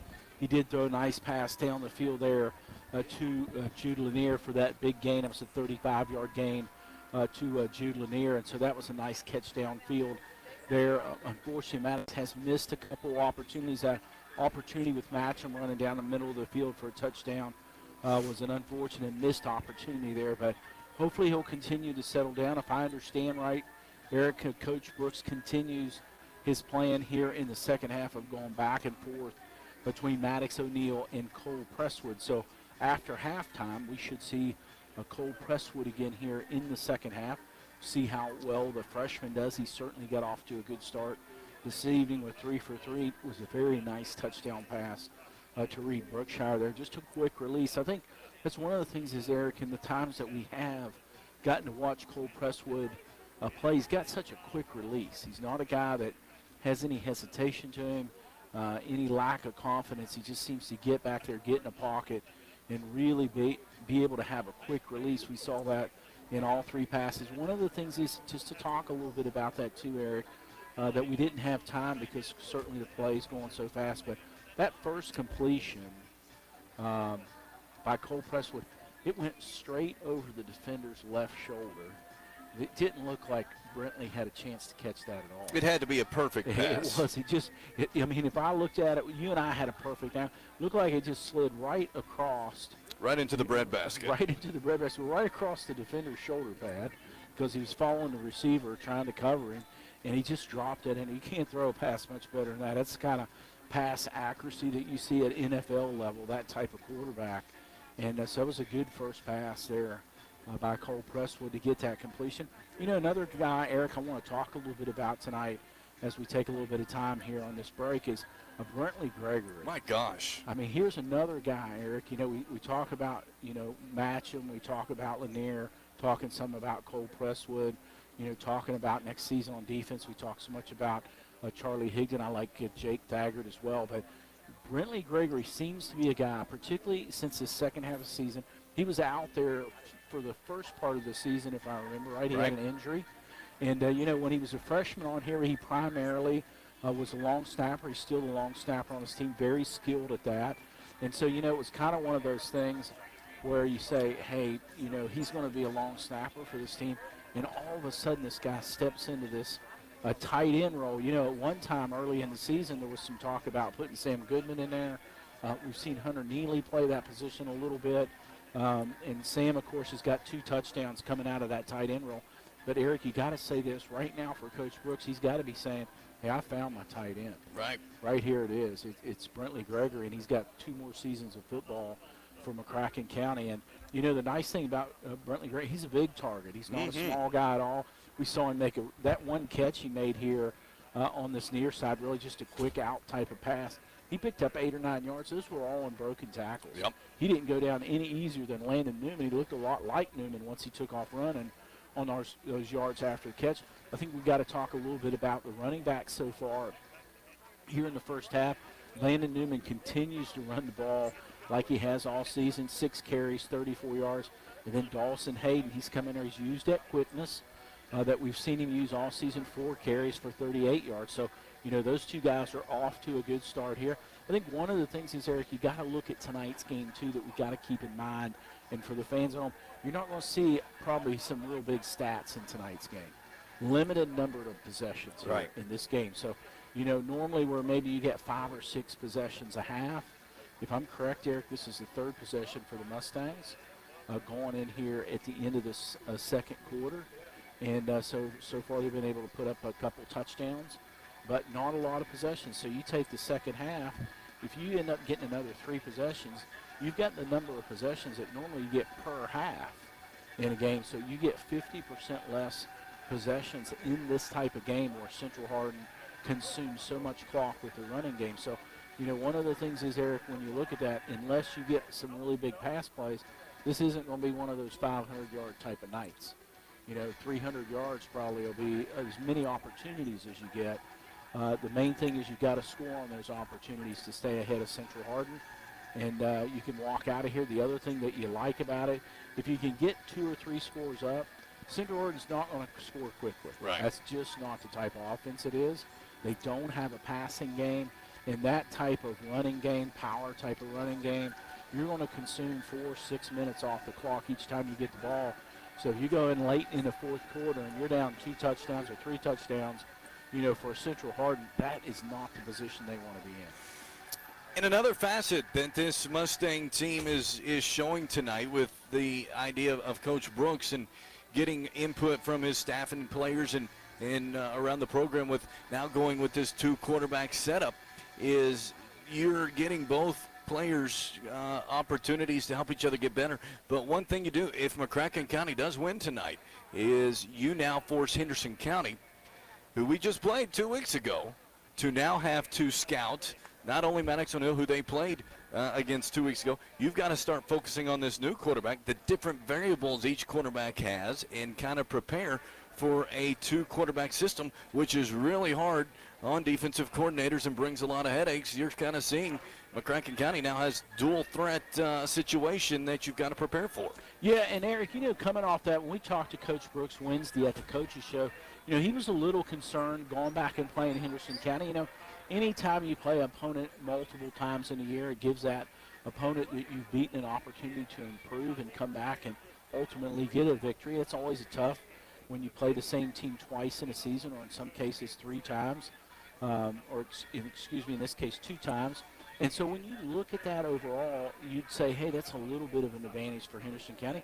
Also a pretty good match that we played a few weeks ago over there in Henderson County, so it wasn't like a game that McCracken County just blew them off the field. So if Henderson County's improved as much as you talked pregame at the quality of game they played against Meade County, they've got to feel good about going back up against the Mustangs. But now all of a sudden, the Henderson native and Tyler Brooks has thrown his alumni there, high school, he's thrown them a little curve. He has. And thrown them really a big curve. And so for Henderson County, they've got to be home watching this and saying, okay, what do we do there? We know what we can do against Maddox O'Neill.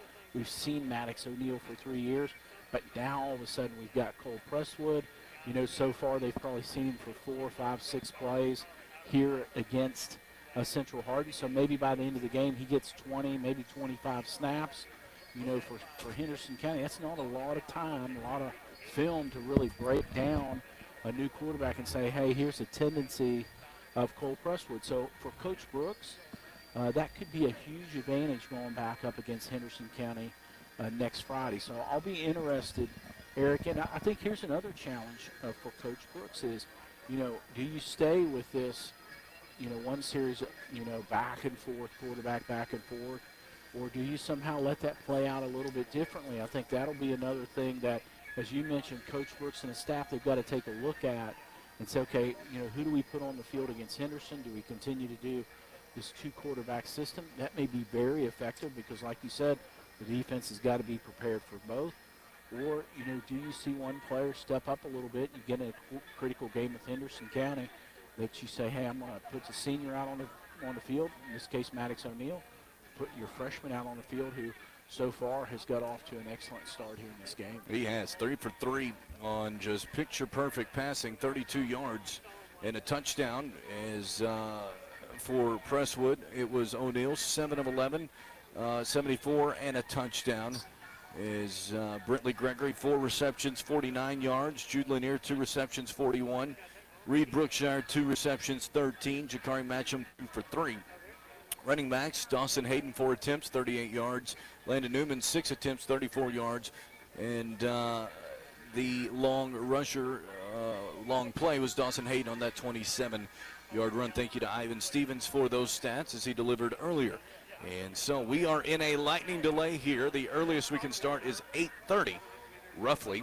Then we will play 33 seconds and then another halftime. And you have to wonder, I'm assuming you do have to wait 33 seconds, play those 33 seconds, and then play the third quarter. I mean, you take halftime, then play the third quarter. Just throwing out possibilities here. 6-7 as the Mustangs up right now 13-0. And so we'll take a quick timeout, barring anything. Let's see, looks like we are going to take a quick timeout. When we come back, maybe an update on the situation. We'll review everything that's happened in this first half when we return. 99.5 The Fan.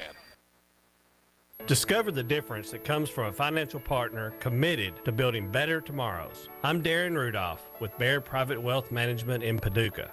As a provider of trusted financial services in Paducah, Baird is committed to making the future brighter for you and for our community. That's why we support local organizations like United Way and West Kentucky Fellowship of Christian Athletes, because we care about Paducah. Discover the Baird difference. Visit paducah.bairdwealth.com. Craig Culver on Culver's Salted Caramel Concrete Mixers. Summer just isn't complete without this treat. We take our frozen custard and add salted caramel. Then pick your favorite mix-in. Cookie dough, brownie pieces, or how about Reese's Peanut Butter Cup? We spin it by hand. I love seeing that caramel swirl through the custard. There it is. Come on in for the Culver's Salted Caramel Concrete Mixer. Welcome to Delicious. Stop in at Culver's on Highway 60 in Paducah.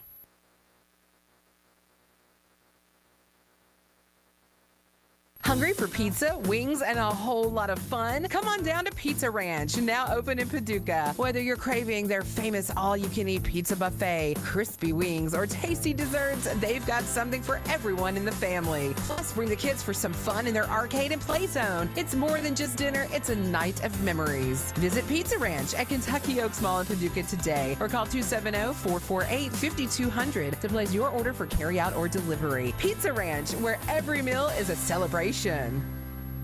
When Kit Mo started up, making sure you had what you needed for whatever job you were doing, gas was about 36 cents a gallon. You could mail a letter for 6 cents, 8 tracks were fresh and new, and lava lamps were the big hot thing. 55 years later, things are different, except for Kit Mo. When you got a job to do, you can get what you need to get it done at Kit Mo. They sell construction products and equipment, and they rent stuff like skid steers, excavators, telehandlers, scaffolding. Yep, for 55 years in county. You still get Mo at Kit Mo.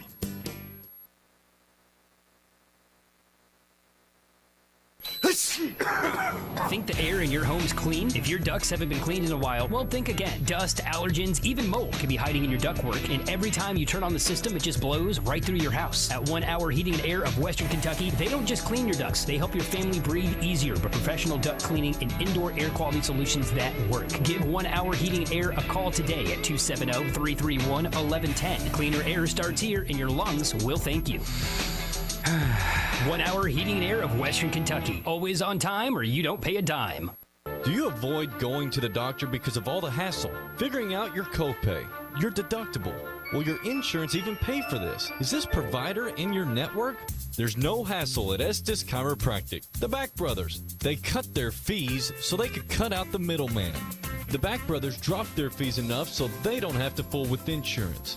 And neither do you. They don't do insurance at Estes. They just take good care of you. Give Paducah's Back Brothers a call. Estes Chiropractic, the Back Brothers.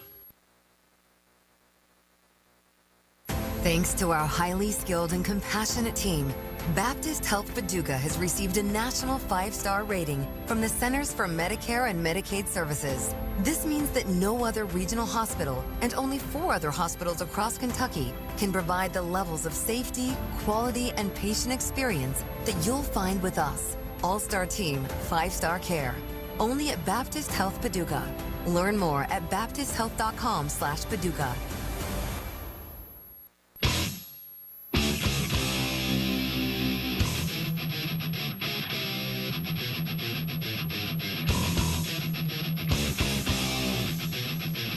Got some news for you for those listening at home or watching at home. We have 33 seconds left here in the first half with the Mustangs up 13-0. Currently in a lightning delay. And, of course, the thought process was, well, whenever we come back, we will play just 33 seconds of football. and then have halftime, which would be another 20-minute intermission. So it has been relayed to us that we are going to play the 33 seconds left here in this first half. Then we will play the second half. And so as I understand it, being relayed to us from the administration is that this is considered halftime. And so we will play the second half when we resume after these 33 seconds. And so it is considered halftime here at the moment, with McCracken County currently up right now 13-0 with 33 seconds left here in the half. So when I get Ivan Stevens back up here, we will go back over these first half numbers. Jimmy Garrett and I will break down the Estes Chiropractic Center second half adjustments and more when we return. 99.5 The Fan. Need a coffee that's more than just a caffeine fix? Come to Meredith Family Grind, where every cup is made just the way you like it. Now serving you at 2 convenient Paducah locations on Clarks River Road and downtown across from the courthouse. You're never far from your favorite latte, cold brew, or sweet treat. Stop by and see Tevin or April. They'll remember your name and your order, because at Meredith Family Grind, you're not just a customer, you're family. Meredith Family Grind, 2 locations, 1 mission, better coffee, better day. See you soon. Craving wings that bring the heat? Buffalo Wild Wings has got you covered. Whether you're a fan of classic buffalo, sweet barbecue, or something in between, they've got sauces that'll make your taste buds dance. Enjoy wings and other great menu items while catching all the live sports action on B-Dub's big screens. Or get it to go. Just order online at BuffaloWildWings.com or get the free app. Wings, beer, sports. What more could you ask for at Buffalo Wild Wings? Discover the difference that comes from a financial partner committed to building better tomorrows. I'm Darren Rudolph with Baird Private Wealth Management in Paducah. As a provider of trusted financial services in Paducah, Baird is committed to making the future brighter for you and for our community. That's why we support local organizations like United Way and West Kentucky Fellowship of Christian Athletes, because we care about Paducah. Discover the Baird difference. Visit paducah.bairdwealth.com. Hungry for pizza, wings, and a whole lot of fun? Come on down to Pizza Ranch, now open in Paducah. Whether you're craving their famous all-you-can-eat pizza buffet, crispy wings, or tasty desserts, they've got something for everyone in the family. Plus, bring the kids for some fun in their arcade and play zone. It's more than just dinner, it's a night of memories. Visit Pizza Ranch at Kentucky Oaks Mall in Paducah today, or call 270-448-5200 to place your order for carryout or delivery. Pizza Ranch, where every meal is a celebration. Here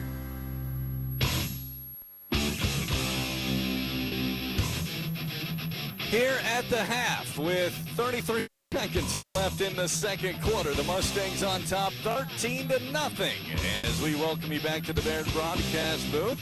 Special thanks to Brent Hausman and the folks at Baird and Hausman Financial Group for making tonight's broadcast possible on 99.5 The Fan. How did the Mustangs get to 13? Well, 6-7. It was a 6-point touchdown as the extra point was missed, and then the Mustangs got the extra point on the second one to make it 13-0. Joke credited to Mike Murphy to my right. Send all complaints to him. And so that is the latest joke here of the night. Let's go ahead with 33 seconds left in the first half and jump into the Estes Chiropractic Center second half adjustments with the Mustangs up 13-0.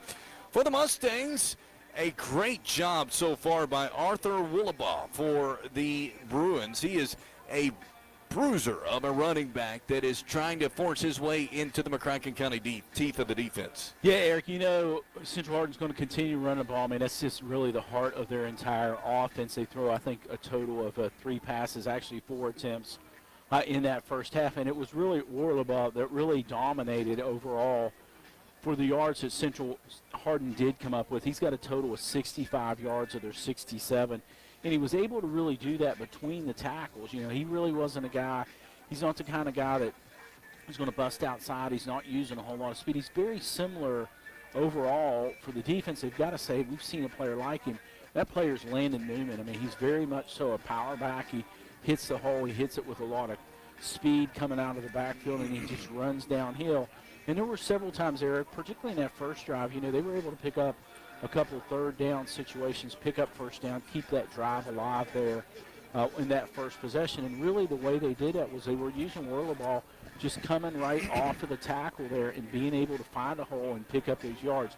So I think when you look at that, Eric, you really got to have your two linebackers, and Charlie and Hunter Neely. Those are the guys that really have to fill in those gaps and make sure that Whirlaball doesn't have that type of hole. And we saw them do it a number of times. I mean, we saw a number of times where those guys, either the front four or the linebackers, penetrated into the backfield, and they were able to make that tackle behind the line of scrimmage. That would be a stat that I would really like to see after this game, is the number of tackles for loss McCracken County has had so far in this first half. But I think one of the adjustments for Coach Brooks and staff is, hey, somebody's got to step up and fill these gaps in the defensive line to make sure Whirlaball doesn't have that opportunity to get downfield. He breaks that line of scrimmage. He's good for a first down. We saw that several times. So I think, Eric, that's the first adjustment defensively, and that's really the only defensive adjustment that I see tonight out of McCracken County. And also for the Mustangs, it's take advantage of each possession. Possessions are a bit more limited tonight. Yeah, Eric, you and I were talking off the air there before we got back on here, and when you look at it, typically in a high school football game, you get between 5 and 6 possessions per half, usually about 3 a quarter. So at the end of the game, you're going to probably get 12 possessions. You look at it right now, you got 33 seconds left on the clock. For McCracken County, this is McCracken County's third possession of this game. So you've had basically 24 minutes run off the clock. On that first drive in particular, Central Hardin, they really chewed up the better half of the first quarter just in the possessions that they had. And so when you look at it in the second half, probably going to be similar unless some turnovers come about, that you're going to get 3, maybe 4 possessions in that second half. So you've got to take advantage of every opportunity. And the other thing that we discussed a little bit there is if you can extend this lead out, particularly with this, a goal line situation with the ball sitting on the floor, 33 seconds left, and you punch it in and you stretch this out to a 3-score lead, then really what you're stretching out for Central Hardin, the type of offense that they're running where they're consuming so much clock on the ground game, really doesn't allow them to come back from a 3-score deficit. So then their only opportunity, if they want to be competitive in the second half of this game, is really to switch their offense to a passing game. And when you look at it statistically, as I mentioned earlier, right now McCracken County, Central Hardin, they've thrown for 9 interceptions against only 2 touchdown passes all season long in 10 games. So for them to say, hey, we've got to revert to our passing game to try to get back in this game in the second half, I think that would be detrimental. That would be where McCracken County could create some turnovers, particularly interceptions, if they try to pass the ball downfield. So I think right now for McCracken County, punching this in from the 4, getting this game out to a 20-0 lead, and then getting those other 3 or 4 possessions in the second half, taking advantage of them, not giving Central Hardin the ball back. Really, you can kind of coast home, for no better term, and win this football game and get out of here this evening with a playoff win on your home field. You got next week coming with Henderson County here back on your home field. As you and I talked a little bit earlier in this break period, it's going to be a much different Henderson County football team than we saw a few weeks ago. So right now, Eric, I think the last thing on this list is just take advantage of every possession and keep a 2 or 3 score lead over Central Hardin, and you can go home with a W. And along those lines, just keep using both Presswood and O'Neill to help each other get better, and make defenses have to really focus now on 2 quarterbacks and the differences they bring. Yeah, and one thing, Eric, if you take off from that and say, okay, you got 2 different type of quarterbacks here. You got a guy in Presswood who seems to set up in the pocket, be very confident, really has a short wait period, somewhere less than 4 seconds, and he's throwing it downfield. You got another quarterback in Maddox O'Neill. He's much taller. He's 6'2". He's much quicker as far as foot speed, and he's the kind of guy that can get outside and then really throw the ball deep downfield. And so, how do you guard against those 2 guys defensively? And, Eric, I'm going to throw a little bit on top of that for Henderson County. Now, they've been able to see it before, but you got the same situation with the running backs. Do you prepare for a power running game and say, kind of like Graves County did. Hey, we're going to get up in the box. We're going to stop Landon Newman. They were successful in that last week. But can you stop Dawson Hayden? He was the leading rusher last week for McCracken County. He used that speed to offset that number of guys in the box by getting out in some open territory and making some big yards. So for Henderson County being this week, they've got to prepare for 2 quarterbacks. You also got to prepare for 2 different running backs. I think, Eric, here's one other note I want to throw out there in that Henderson County preparation that you've been talking about. If you look at Coach Brooks's 2 years of calling plays, he's not used the tight end very often, but he has in the second half of this season.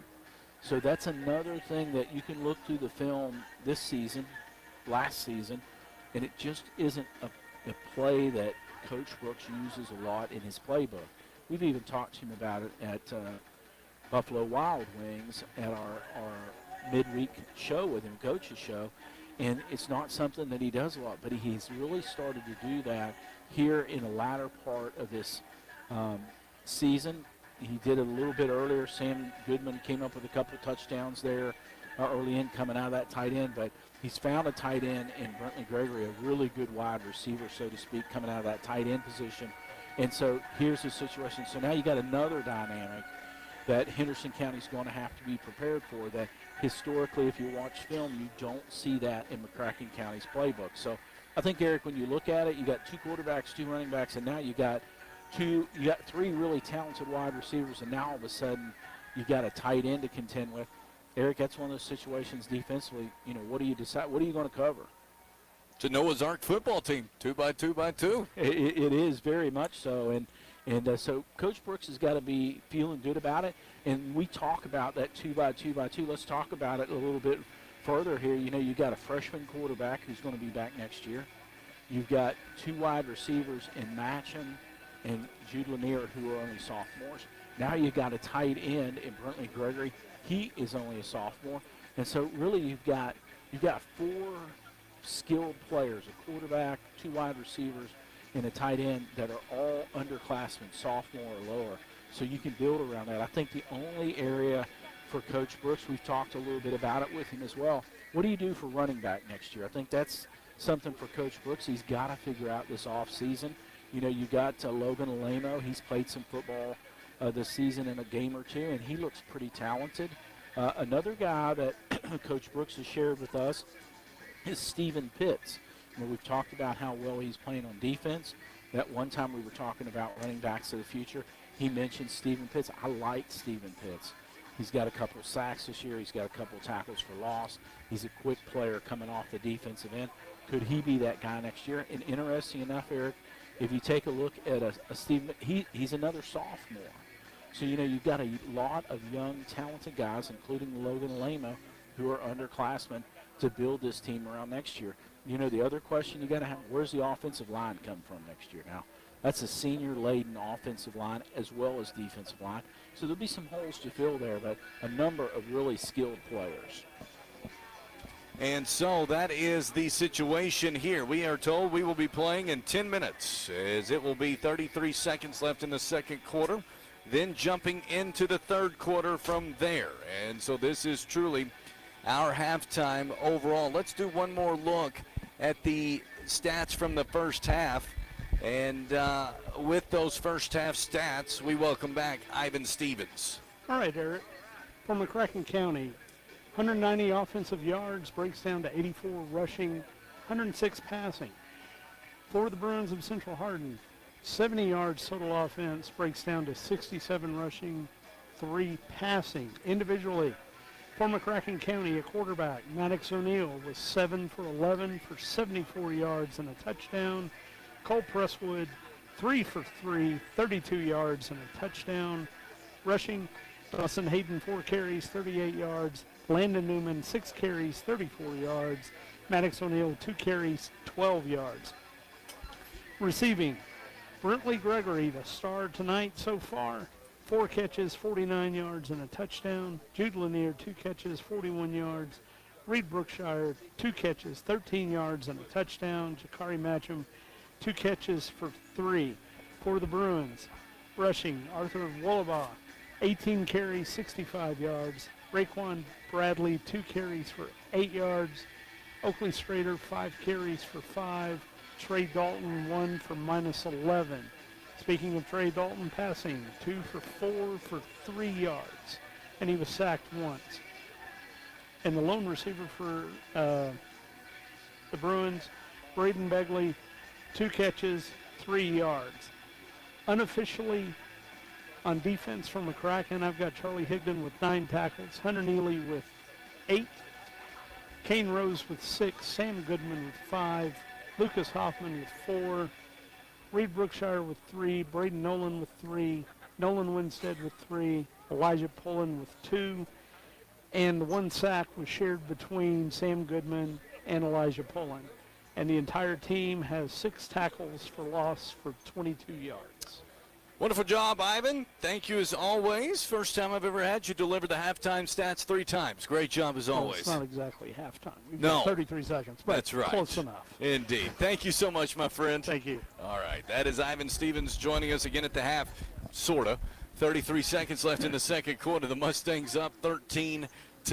McCracken County with the football, 2nd and goal at the 4-yard line. They've only had 2 possessions prior to this, scored 6 on one, 7 on the other, and now have a chance on their 3rd possession to cash in at 2nd and goal to make a 3-score lead going into the second quarter commercial break. It will not be halftime between the 2nd and 3rd quarter.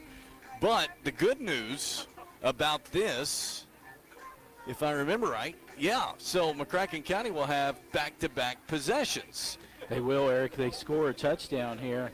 They don't kick off, and they get to kick off. So you're exactly right, Eric. So you could take a 2-score lead and extend it out to a 4-score lead, early in the 3rd quarter. So for McCracken County, that even puts Central Hardin more back on their heels.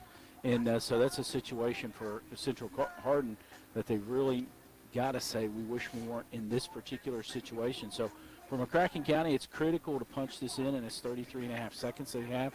I guess that's a question, Eric, I have. What down is it? Second and goal from the 4. Okay, 2nd and goal from the 4. So they've got 3 downs here in this last 33 seconds. If I note correctly, looking at the scoreboard, Coach Brooks has a timeout left as well. That is correct. Here in this last 33 seconds. So, that's another advantage for Coach Brooks. If he were to try to say, hey, I'm going to run the ball just 4 yards out, and he comes up short, he still has a timeout to preserve the clock for the other 2 downs. So, right now in this situation, Eric, and I think the worst case scenario, you send Brock Wilson on the field and kick a field goal, which they kicked a little bit ago. That was a 37-yard field goal that there was the penalty on, roughing the kicker, and ended up giving McCracken County the ball back to make this drive right here. So, that could be a situation where you go ahead and take the 3 if you haven't punched it in these next 2 downs and still get up to 16-0 before halftime. And so the Mustangs right now up 13-0. Looking at this overall in the first half, go over the scoring plays for you briefly. It was a great catch. I just was looking at it again on the video I put on Twitter of Brentley Gregory. It was O'Neill throwing a really high pass. Gregory, one-arm extension, catches it with the one hand.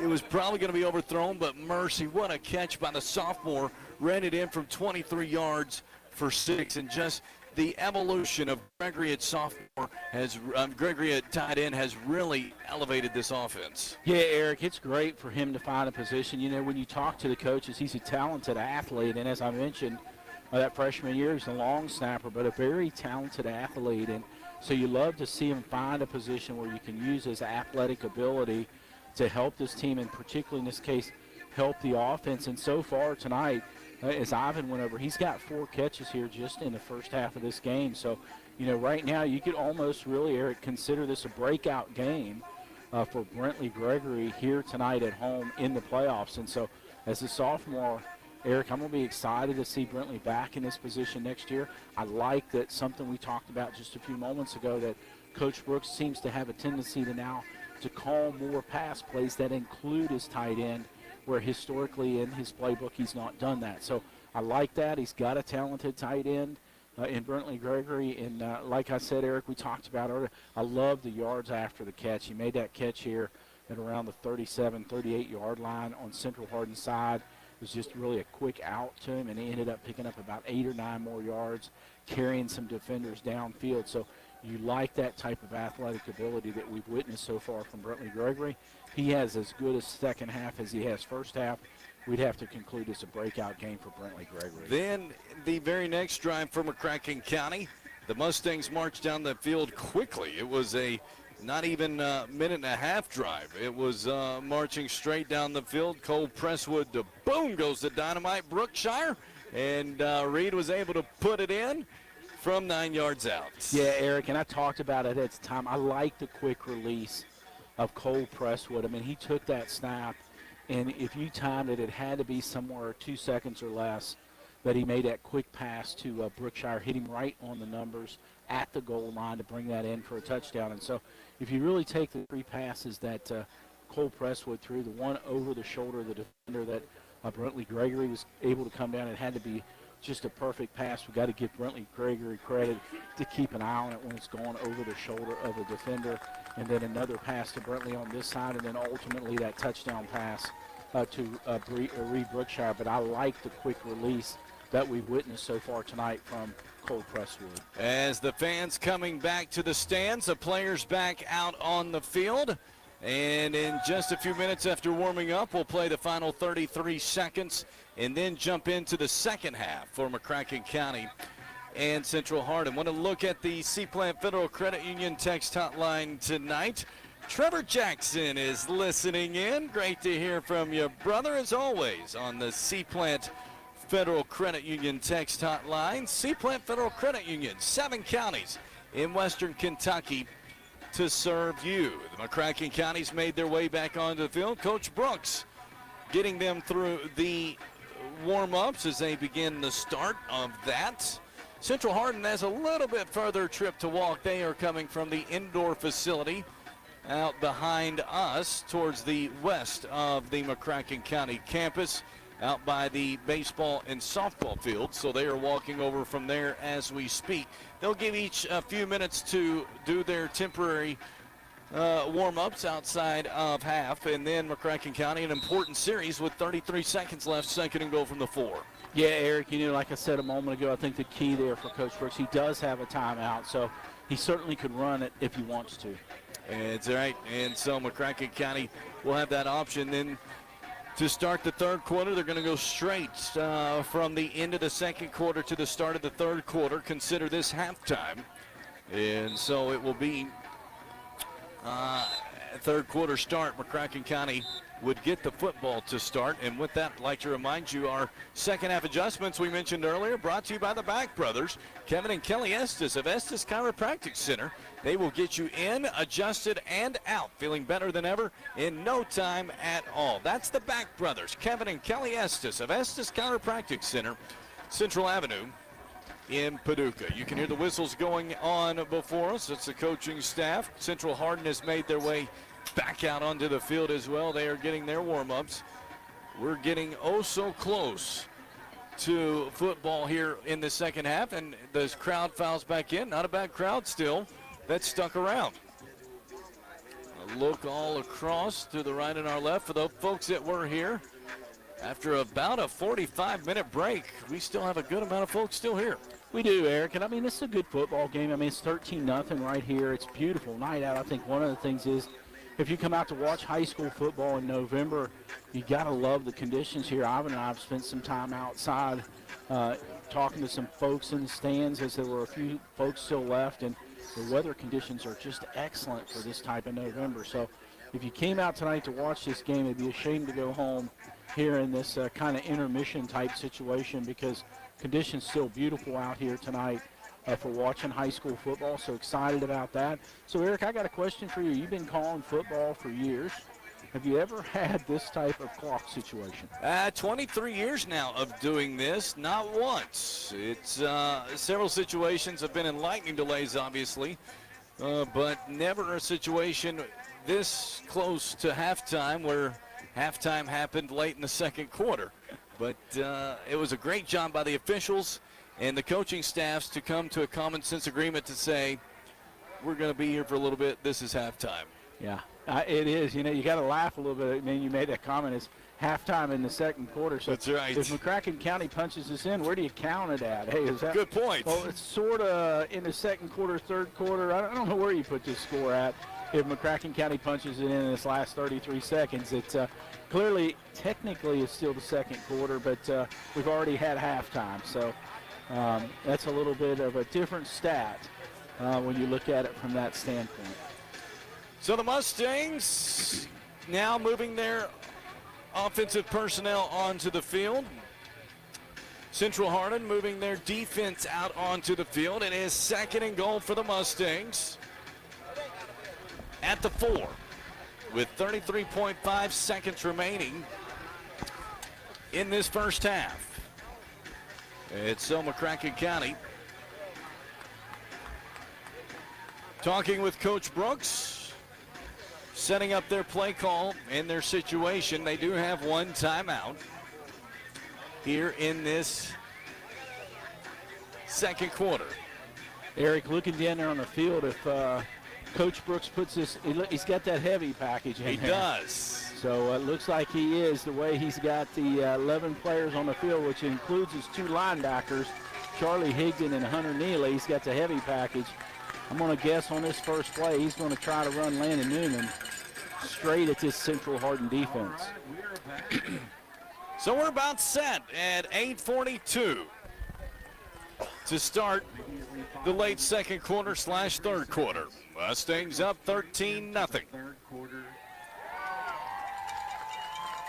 And we are set.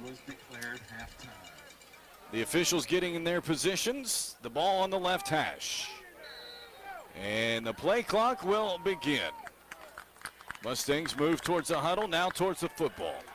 Heavy package in. Snap. It is Newman, straight up the middle, barrels his way into the end zone. Touchdown, Mustangs. Oh, Eric, and that play worked perfectly. Like we said, you got your heavy guys in the back with Charlie Higdon and Hunter Neely, and that was just a straight handoff right behind the quarterback to Landon Newman. Just barreled his way right through the center of the defense and pushed a couple defenders, as he always does. Looks like Coach Brooks, Eric, is he going to go for 2? And so the Mustangs trying to get to the 21 number. As Mustangs hurry to the line. Heavy package again. Snap. Toss as it is blown up. It was going to be a toss to Hunter Neely, but it did not work. And so that will, with 28.7 seconds, make it 19-0 McCracken County. And now the Mustangs will kick off.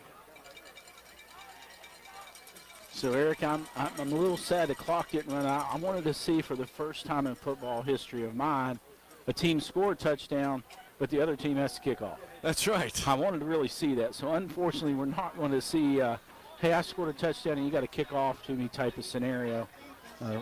Central Hardin is going to get the ball for 26 seconds, and I'd dare to bet, Eric, that Central Hardin can't score that fast. They have struggled in the scoring department this year, has Central Hardin. So it is a tall task to ask for Coach Gregory's Bruins, but nothing's impossible.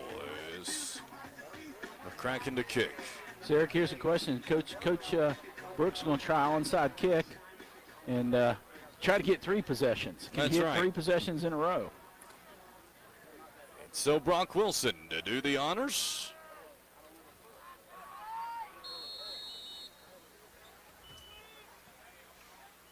And he's actually going to pooch it towards the 31. Central Hardin will try to return it. And fumble it. It is, I believe, picked up by the Mustangs. It is 21 seconds left here in this first half.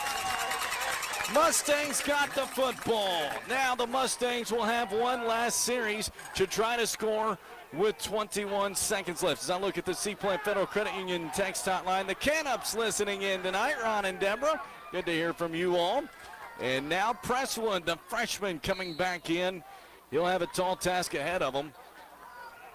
Is 21 seconds left here in the first half. As it is Presswood looking down the right sideline. Has a man incomplete as it was good coverage on the right sideline. Overthrew him just a little bit. 17 seconds left. Yeah, Eric, I wondered there, on that play right there. Still a timeout. We can't forget that Coach Brooks has a timeout. He's got Dawson Hayden in the backfield. I thought for a minute he might try to turn the ball over to Dawson Hayden, a quick running back here from McCracken County, and run it in from out here at the 30, but pass on that first play. Presswood drops back, looks, throws towards the left side. It was deflected at the line, incomplete. It'll be 3rd down and 10, 14.2 seconds left. Again, the Mustangs have Brock Wilson at the very least, who has kicked from 50 this year. He would, at this distance, be about 45. As Presswood gets a snap, drops back, looks, going to air it over the right side. It is caught inside the 15 towards the 13. Another laser pass on the dot from Presswood. Yeah, Eric, that was a great pass there to match him. They actually had double coverage on Matcham there, trying to make sure he didn't get that ball, but fortunate for Matcham. Cole Presswood puts that right on the numbers. He was able to come up with that catch between those two defenders. Presswood looks, going to throw it towards the right sideline. It is incomplete. They say he was out of bounds. 5.5 seconds left. Great pass and a great effort on that sideline by Brookshire, who almost came down with it. Yeah, Eric, that was excellent. For a second there, it looked like he might have got a foot inbounds, but the official was right on top of that. He was able to make the right call there, but was an excellent pass again from Presswood and a great catch by Reed Brookshire. 5.5 seconds left. We will see what Coach Brooks decides to do. If he wants to try a quick play, if it falls incomplete, then try to rush in for the field goal. Or if he goes for the field goal here, he's chatting with his team right now as lightning just went off to our south. I don't think anyone saw it, though. No one saw it, Eric, but you announced it on air. Forget I said that. Flash bulbs. Old-time photography going on here. It is 5.5 seconds left here in the half. O'Neal gets a snap, dropping back, looks over the middle. It is caught. What a job by Presswood and the Mustangs. Touchdown, McCracken County. 2.2 seconds left in the half. Oh, man, Eric, that was sweet right there. I mean, Matcham brought that right across, basically a similar play to the last touchdown where Brookshire just made a quick slant there. That time it was Matcham right across the middle, and Presswood hit the timing perfect. The extra point is blocked. No good. But mercy. Cole Presswood and the Mustangs, a great drive that ended with a perfect pass over the middle for 6. Yeah, Eric, you got to be impressed with this freshman. How many times do a freshman come in, varsity football game, playoffs, 6A football, and be able to pass the ball with the confidence that we've witnessed here so far tonight? Cole Presswood, his second pass tonight for a touchdown, one to Brookshire, now one to Matcham. He did an excellent job there. He was able to hit Matcham earlier in that same drive to pick up the first down, so to keep that drive going. So right now, Eric, the Mustangs doing an excellent job from an offensive standpoint. Presswood looking very good as a freshman. So Jakari Matcham finished it off from 11 yards out. And 2.2 seconds left here in the half.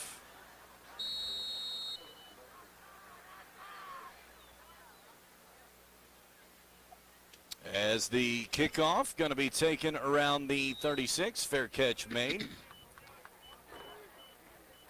And now the Mustangs D will go out.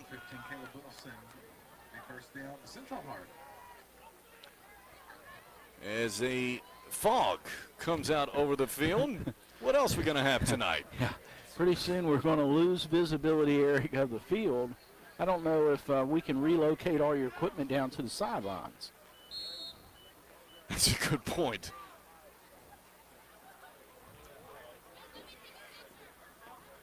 And so one last play. It is a high snap handoff to the back, who's hit in the backfield and dropped. Eric, that was Sam Goodman who made that tackle. Elijah Pullen was there as well, but got a credit to tackle there to Sam Goodman in the backfield. I noticed Ivan mentioned we had 6 tackles for a loss for 22 yards in the first half. Another one right there, another probably 4 or 5 yards for the. He's putting it down for 5 yards. 7th tackle for a loss tonight by the Mustang defense. So the Mustangs, in the quickest halftime of football history, lead 25-0. We're set for the second half. Thank you for joining us for the halftime report here tonight. If you missed it, you fell asleep. And I hope you slept well. Sleep well with the Mattress Market, Lone Oak Road in Paducah. Mustang fans, are you still with me? I'm here all night, probably. Because we never get out of here quick. So, Eric, I got to make a call. Did McCracken County score 2 touchdowns then in 33.5 seconds? They did. And they get the ball back? Yeah, you do. Could you score 3 touchdowns in less than a minute? It's a possibility. That'd be impressive. It would be nice. So McCracken leads at 25-0 as we start this third quarter. The kickoff is an end-over-end kick, going to be taken around the 25 out to the 30. Nice spin move, but a lethal hit delivered to Braden Nolan. That hurt me. Or, I'm sorry, I believe it was delivered to, I don't remember. Yeah, it is. You had it right. And he gets right back up. Ouch. Well, Mustangs have it first down and 10 on their own 33. And Maddox O'Neill back out there.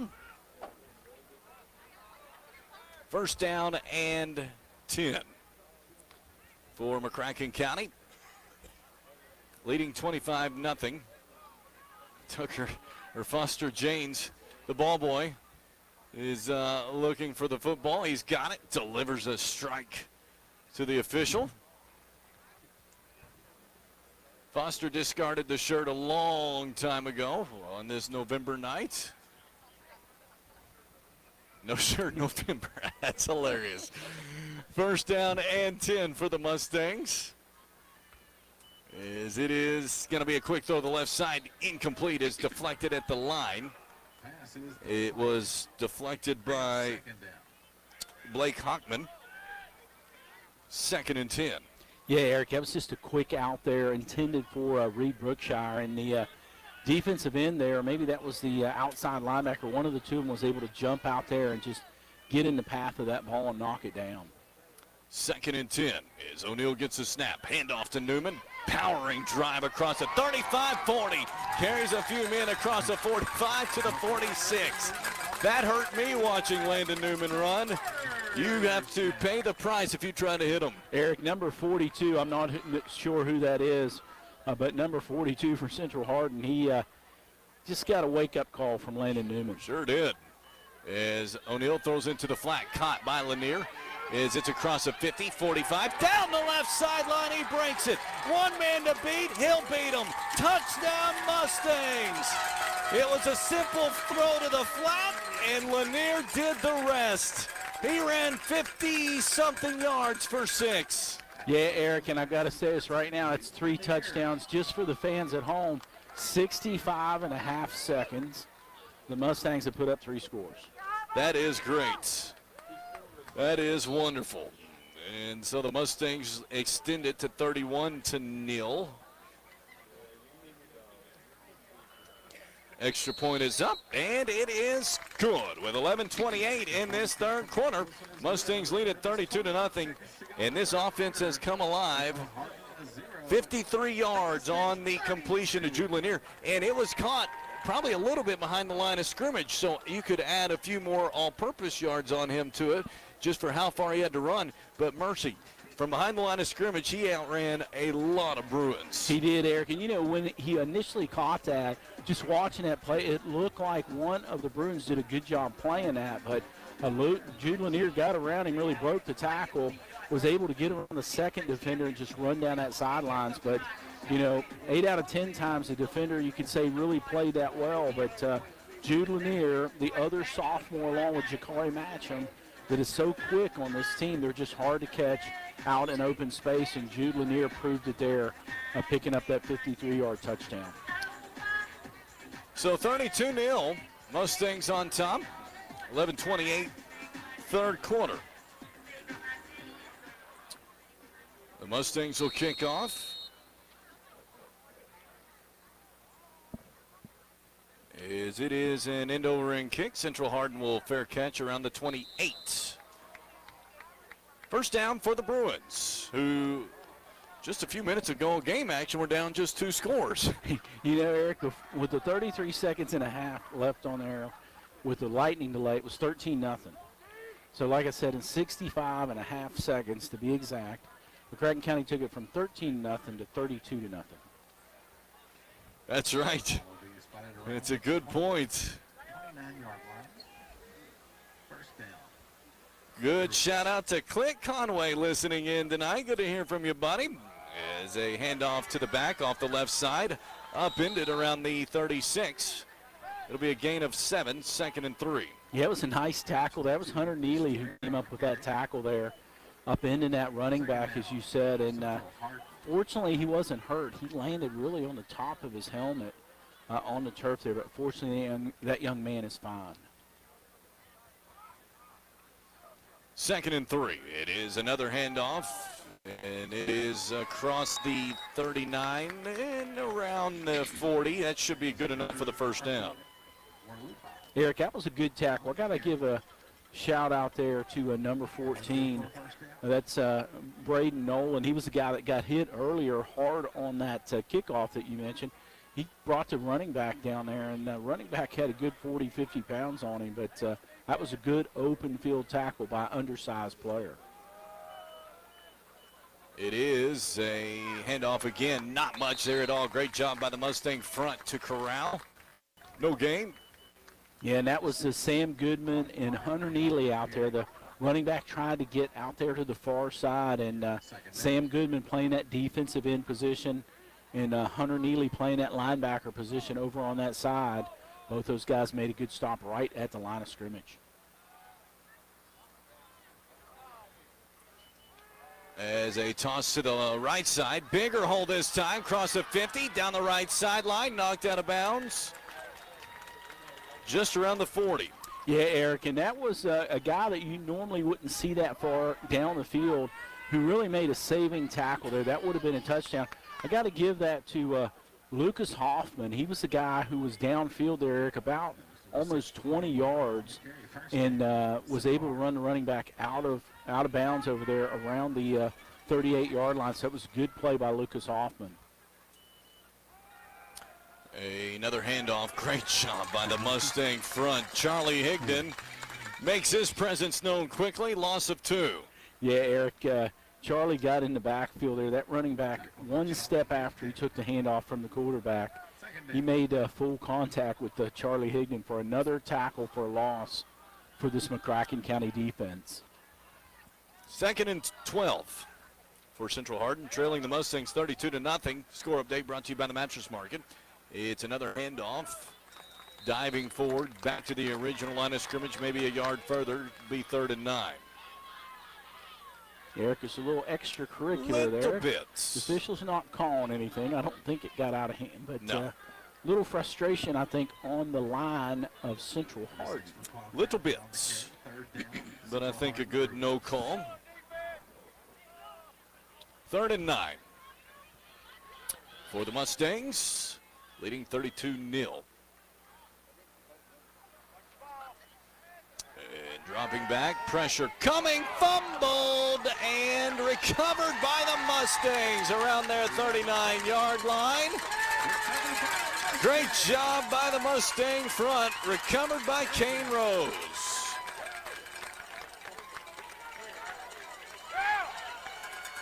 Now McCracken County will get the football with a chance to put the exclamation point on this one with a running clock. It'll be Presswood's turn back out tonight.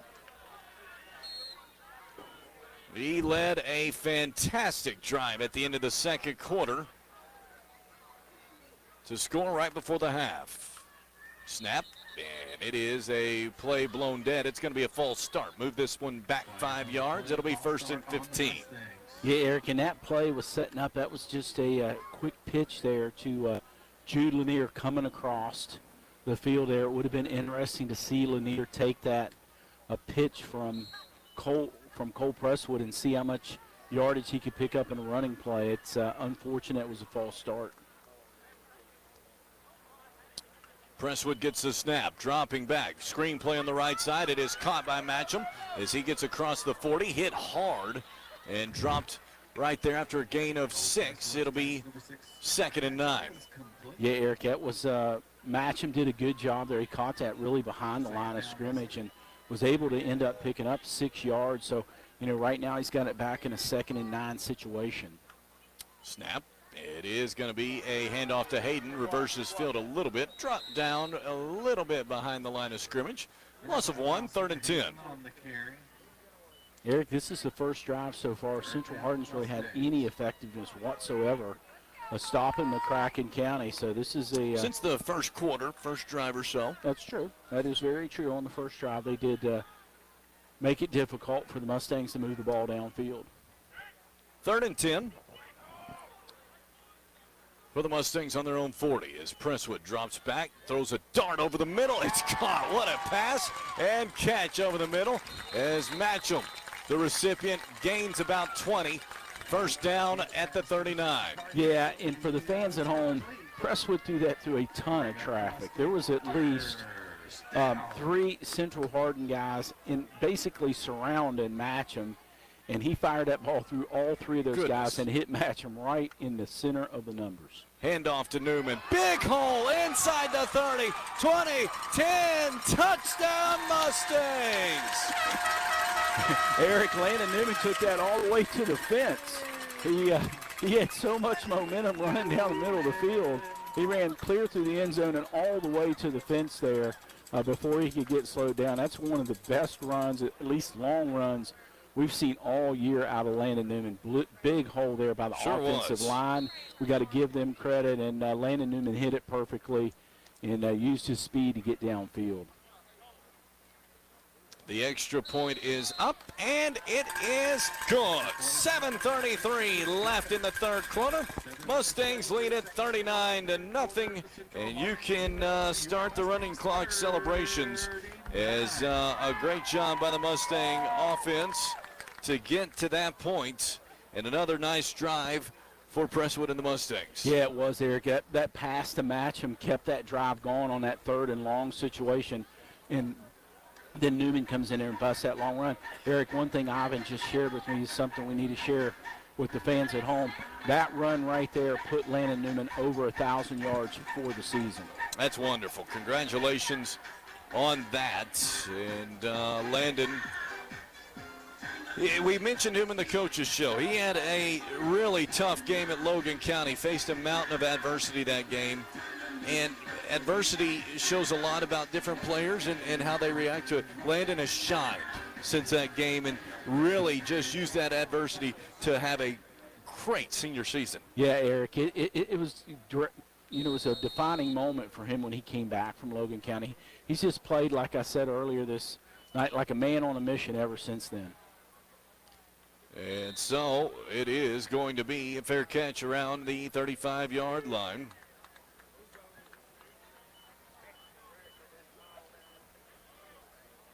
Eric, it looks like Coach Brooks is going to keep his starting defense on the field. It'll be interesting to see when he begins to change some of these guys out tonight with this 39-point lead. But right now, at least on this series, he's going to continue to keep his starting 11 on the field for this series. So first down for the Bruins, 6:55. Of course, understanding that you do want to get as many reps as possible before Henderson County next week.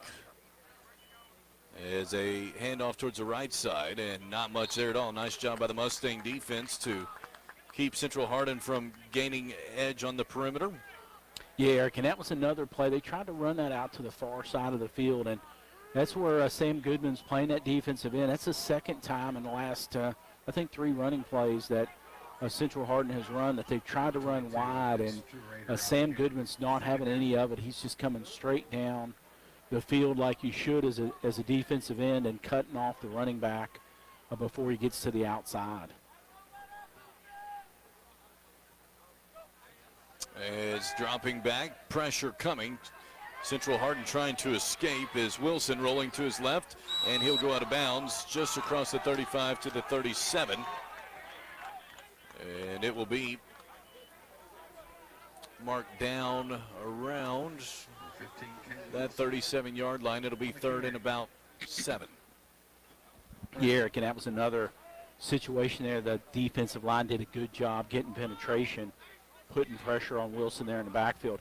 He had to scramble out of there. Fortunate for him, he picked up a few yards, but that was a defensive line really flushing him out of the pocket. 3rd and 7. Wilson gets the snap, throws over the middle. It's it's dropped, nearly picked off by Hunter Neely. And he makes the turf pay for it with his frustration. He skied high for it, almost got it. Great effort from Neely. Yeah, Eric, and the young man's showing a lot of, I want to call that positive frustration. Yes. He thought he had an interception there. Unfortunately, he didn't come up with it, and he is fired up that he was unable to come up with that, but you like the effort. The Horsehead at the middle of the field took the punishment for that one. But a great job by Neely. It's 4th down for the Bruins, who look to punt. 5 minutes and counting here in the 3rd quarter. Mustangs up 39-0. Score update brought to you by the Mattress Market. It's a kind of a knuckleball punt. It's returned at the 33 by Matcham. Out across the 40. Makes a man miss to the right sideline. Gets out of bounds at the 45. That is where the Mustangs will take over. 1st down and 10. In plus territory. Eric, here's a player from Central Hardin. He's hurt. And they need to come out and check on him. He's staggering on the field. Dawson Hayden doing a great job showing the sportsmanship to help him along the way. And now Presswood coming back out. So coach going with Presswood again. 1st down and 10.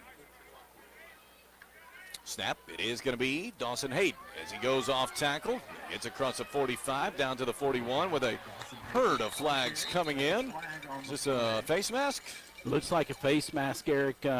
Player pulled Dawson Hayden down to the turf by the face mask there, and that's the call.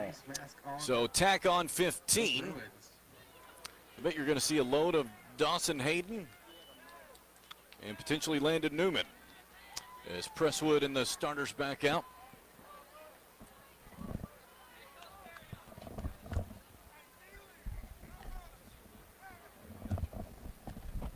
All right, it is 1st down and 10.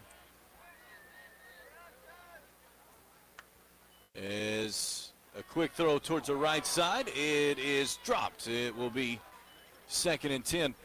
Fog is over the field, and I'm trying to look through it at times and also through my camera lens while putting these on social media. Sometimes it can be difficult through this fog.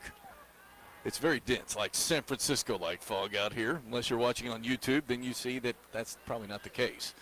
On radio, I could get away with that. As it is a handoff towards Hayden, gets across the 25, out to about the 23. That'll make it 3rd down for the Mustangs with 2:45 and counting. Yeah, Eric, and you got to ask for Coach Brooks right here. I mean, he's got this game in hand. Is this a situation where you just drive it down the field even if it takes 4 downs? And give Brock Wilson a chance? You might give Brock Wilson a chance here just to practice a little bit for a long field goal. Something to consider. Hey, great job by our McCracken Media Department. You can see the dense fog. Great job by Christy and Mark Bunch as Dawson Hayden gets about the 20-yard line. Decision time here for Coach Brooks if he wants to go for it or if he wants to send Brock Wilson out.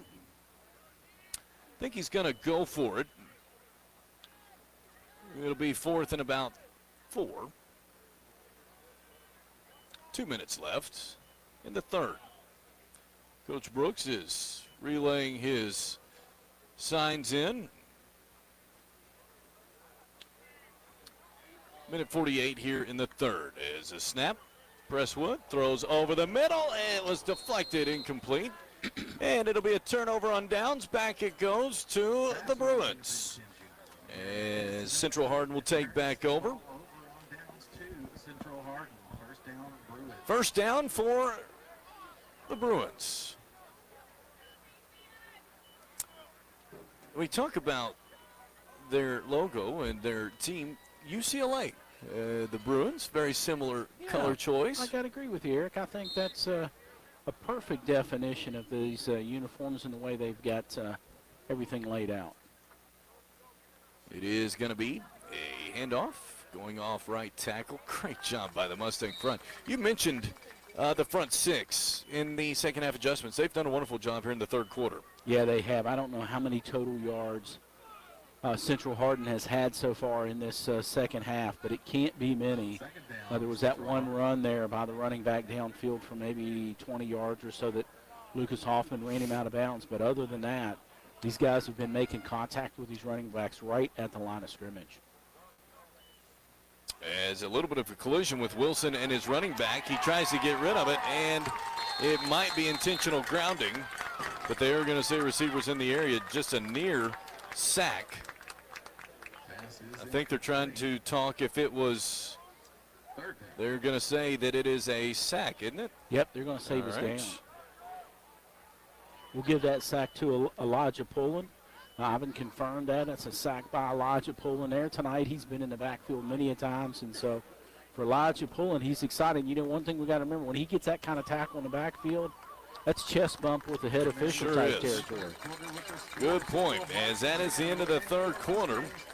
After 3 quarters, the Mustangs up 39-0, and overall, really good quarter from the Mustangs, who at near the end of the second quarter were up just 13-0. Then punch the accelerator a little bit to jump out to 39-0. Yeah, Eric, they have. They've done an excellent job. I mean, really, if you take that, go back that 33 seconds, and you've had 12 minutes here in this third quarter. So, you know, just a little over 12 minutes, McCracken County put up 26 points. And so for a game that at halftime, that intermission, so to speak, Central Hardin had to think, hey, we got a chance in this football game. We're only down 2 touchdowns. And we've been moving the ball, but certainly McCracken County blew it open, and Central Hardin has not been moving the ball here in the second half. McCracken County up 39-0 to start this fourth quarter. And McCracken will start defensively in a good position. 3rd and 25 for the Bruins on their own 8. Snap, a quick throw into the flat that's over the intended receiver's head by a good amount, incomplete. 4th down and 25, for the Bruins. And they look like they are set to punt. Back deep will be Jakari Matcham.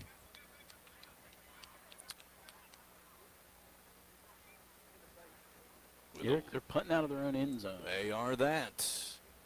Matcham at the 35 of Central Hardin.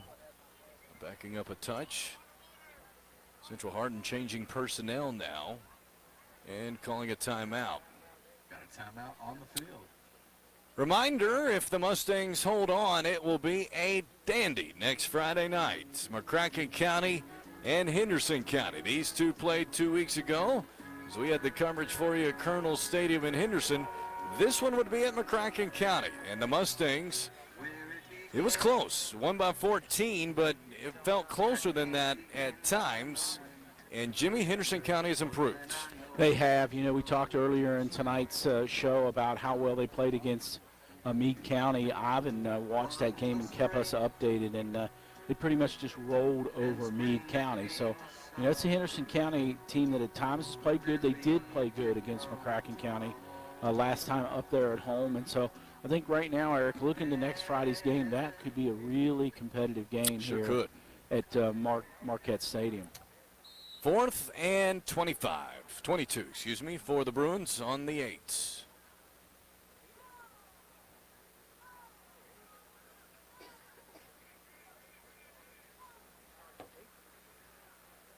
Is a trick play that's going absolutely nowhere. It was a toss to the back. Gains about 2, and the Mustangs will take over on the 12 of Central Hardin.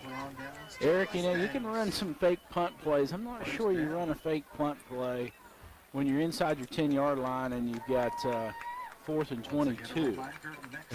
I'm not sure that's a 1%er type call there. But you're saying there's a chance. Yeah, there could be a chance, but I think it's a slim one. Go Presswood back out with the starters here in the 4th. In the heavy fog that has taken over here, as it is a handoff towards the back as Neely brought down behind the line. Going to be a short loss. Eric, that's another guy we want to mention for a potential running back next year. If I remember right, Coach Brooks mentioned his name as playing in the backfield next season for this team. He is well built, a very strong individual. Is Neely to the left of Presswood, 3 wideouts to the right, to the far right. Is a quick throw to the left. It is caught. Great spin. Lanier into the end zone for 6. Touchdown, Mustangs. Eric, that was a great move by Jude Lanier. That was just a quick pass by Cole Presswood. Really out to Lanier there in the flat along the line of scrimmage. And Lanier's cover man there thought he had him dead to rights, and Lanier just did a 180-degree spin, just spun right around him, and basically, quite frankly, walked that into the end zone.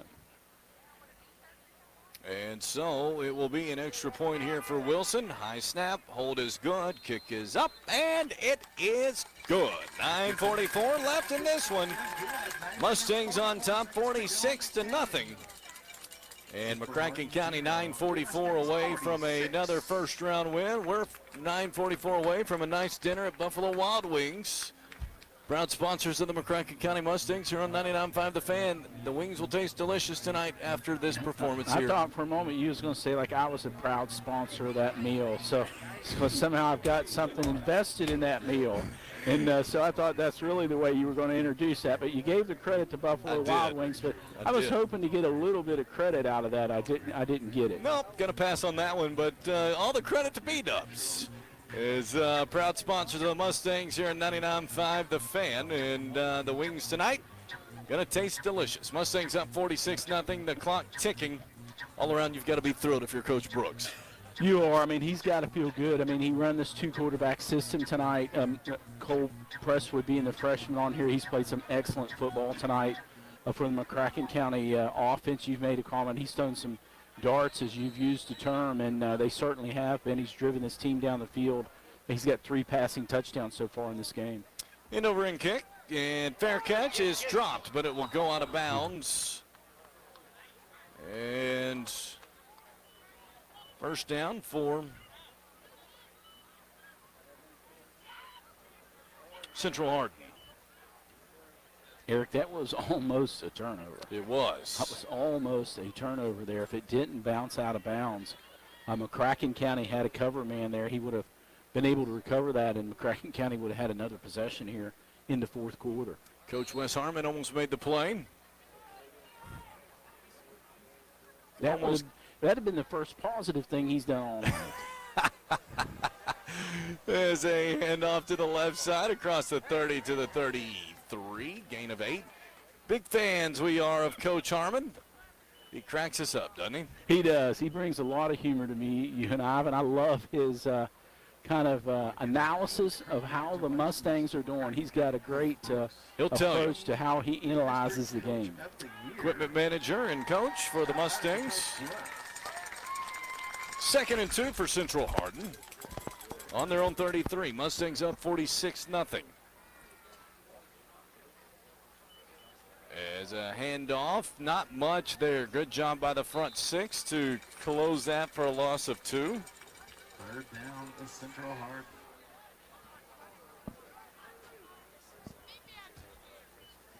It's 7:10 left in this one. McCracken County up 46-0.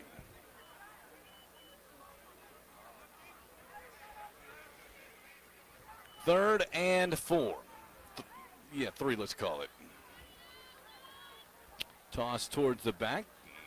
And a punishing hit. And clearing away across the 40, 50. Down the left sideline. Into the fog. Bye-bye. Touchdown, Central Hardin. Touchdown to Central Hardin. A very nice run off left side. And 67 yards later, 6-7, touchdown. Eric, that's the first really play of any big yards that Central Hardin hasn't had all night long.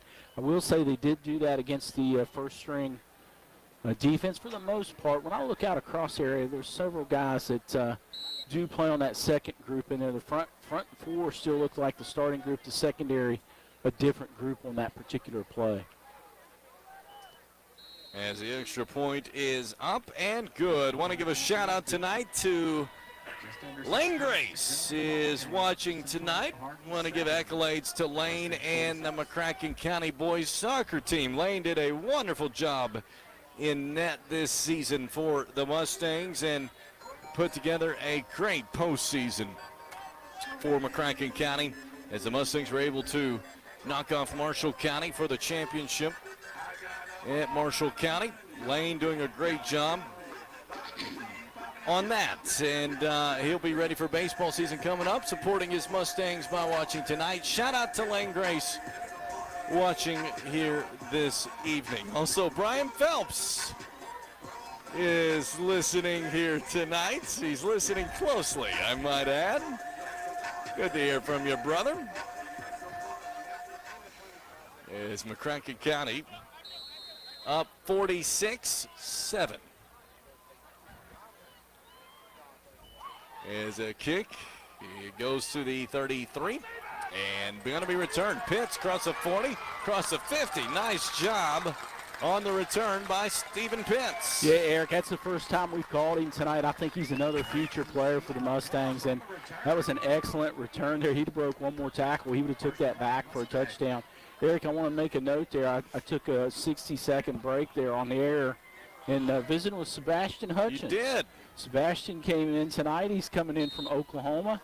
His mom said he was going to stop up and see us tonight. He was certainly an excellent kicker for this team as well. No doubts. And helped school Brock Wilson and bring him along in his senior year. And now he's got Brock Wilson here falling in behind him as 2 excellent kickers in a row for the Mustangs over the last several years. Mustangs have gone from the starters on offense, now the reserves, as DeNovo is replacing Presswood.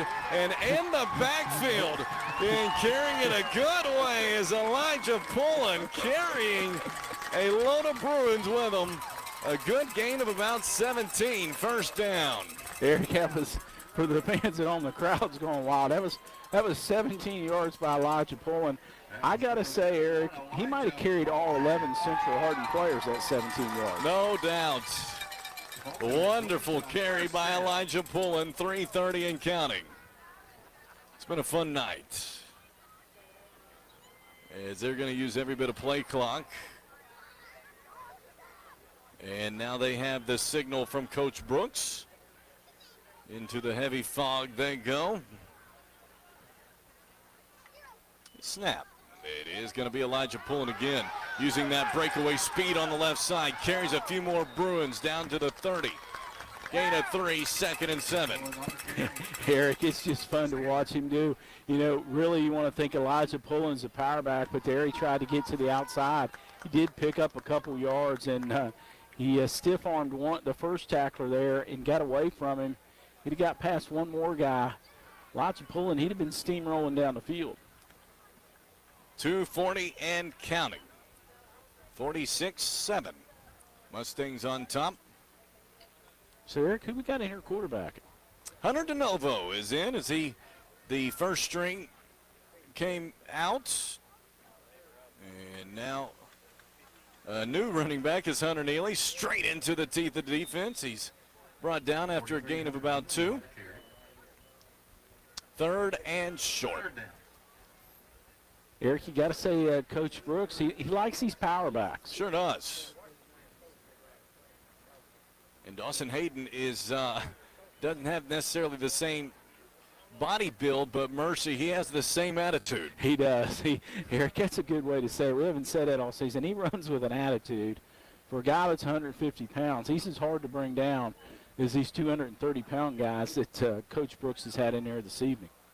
He is so fun to watch. 3rd and 5. It is going to be Neely breaking it out towards the outside. It took about 4 Bruins to bring him down at the 30. And it'll be 4th down with a minute 28 counting. Next Friday night, the Mustangs will be right. So the Mustangs have just over a minute left, and they can start to look ahead to the Henderson County Colonels. Next Friday night. Eric, this is a beautiful view with the fog on the field. No joke. And no lightning. That's right. That's a good point. We've had the moon out tonight. We've had some lightning. Now we got some fog. 1 minute to go.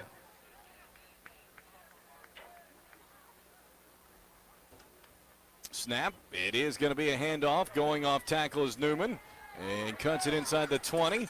Down to the 15 he'll go. One of the final plays of the night, pinning on. Nope, we'll have one more. Eric, Landon Newman added to his total there. He picked up, I want to say, 15, 20 more yards. And if you take that run earlier where he ran a touchdown, he's got to be nearing up there. But Ivan just confirmed he is over 100 yards with that run. As another 100-yard game for Landon Newman. The Mustangs victory formation is down, and the Mustangs will win it tonight. Final score 46-7. McCracken County wins it over Central Hardin. The Mustangs move to 6-5 on the year. Central Hardin will drop to 1-10 to end their season, and the Mustangs will move on to play Henderson County. That will be next Friday night right here on 99.5 The Fan and YouTube.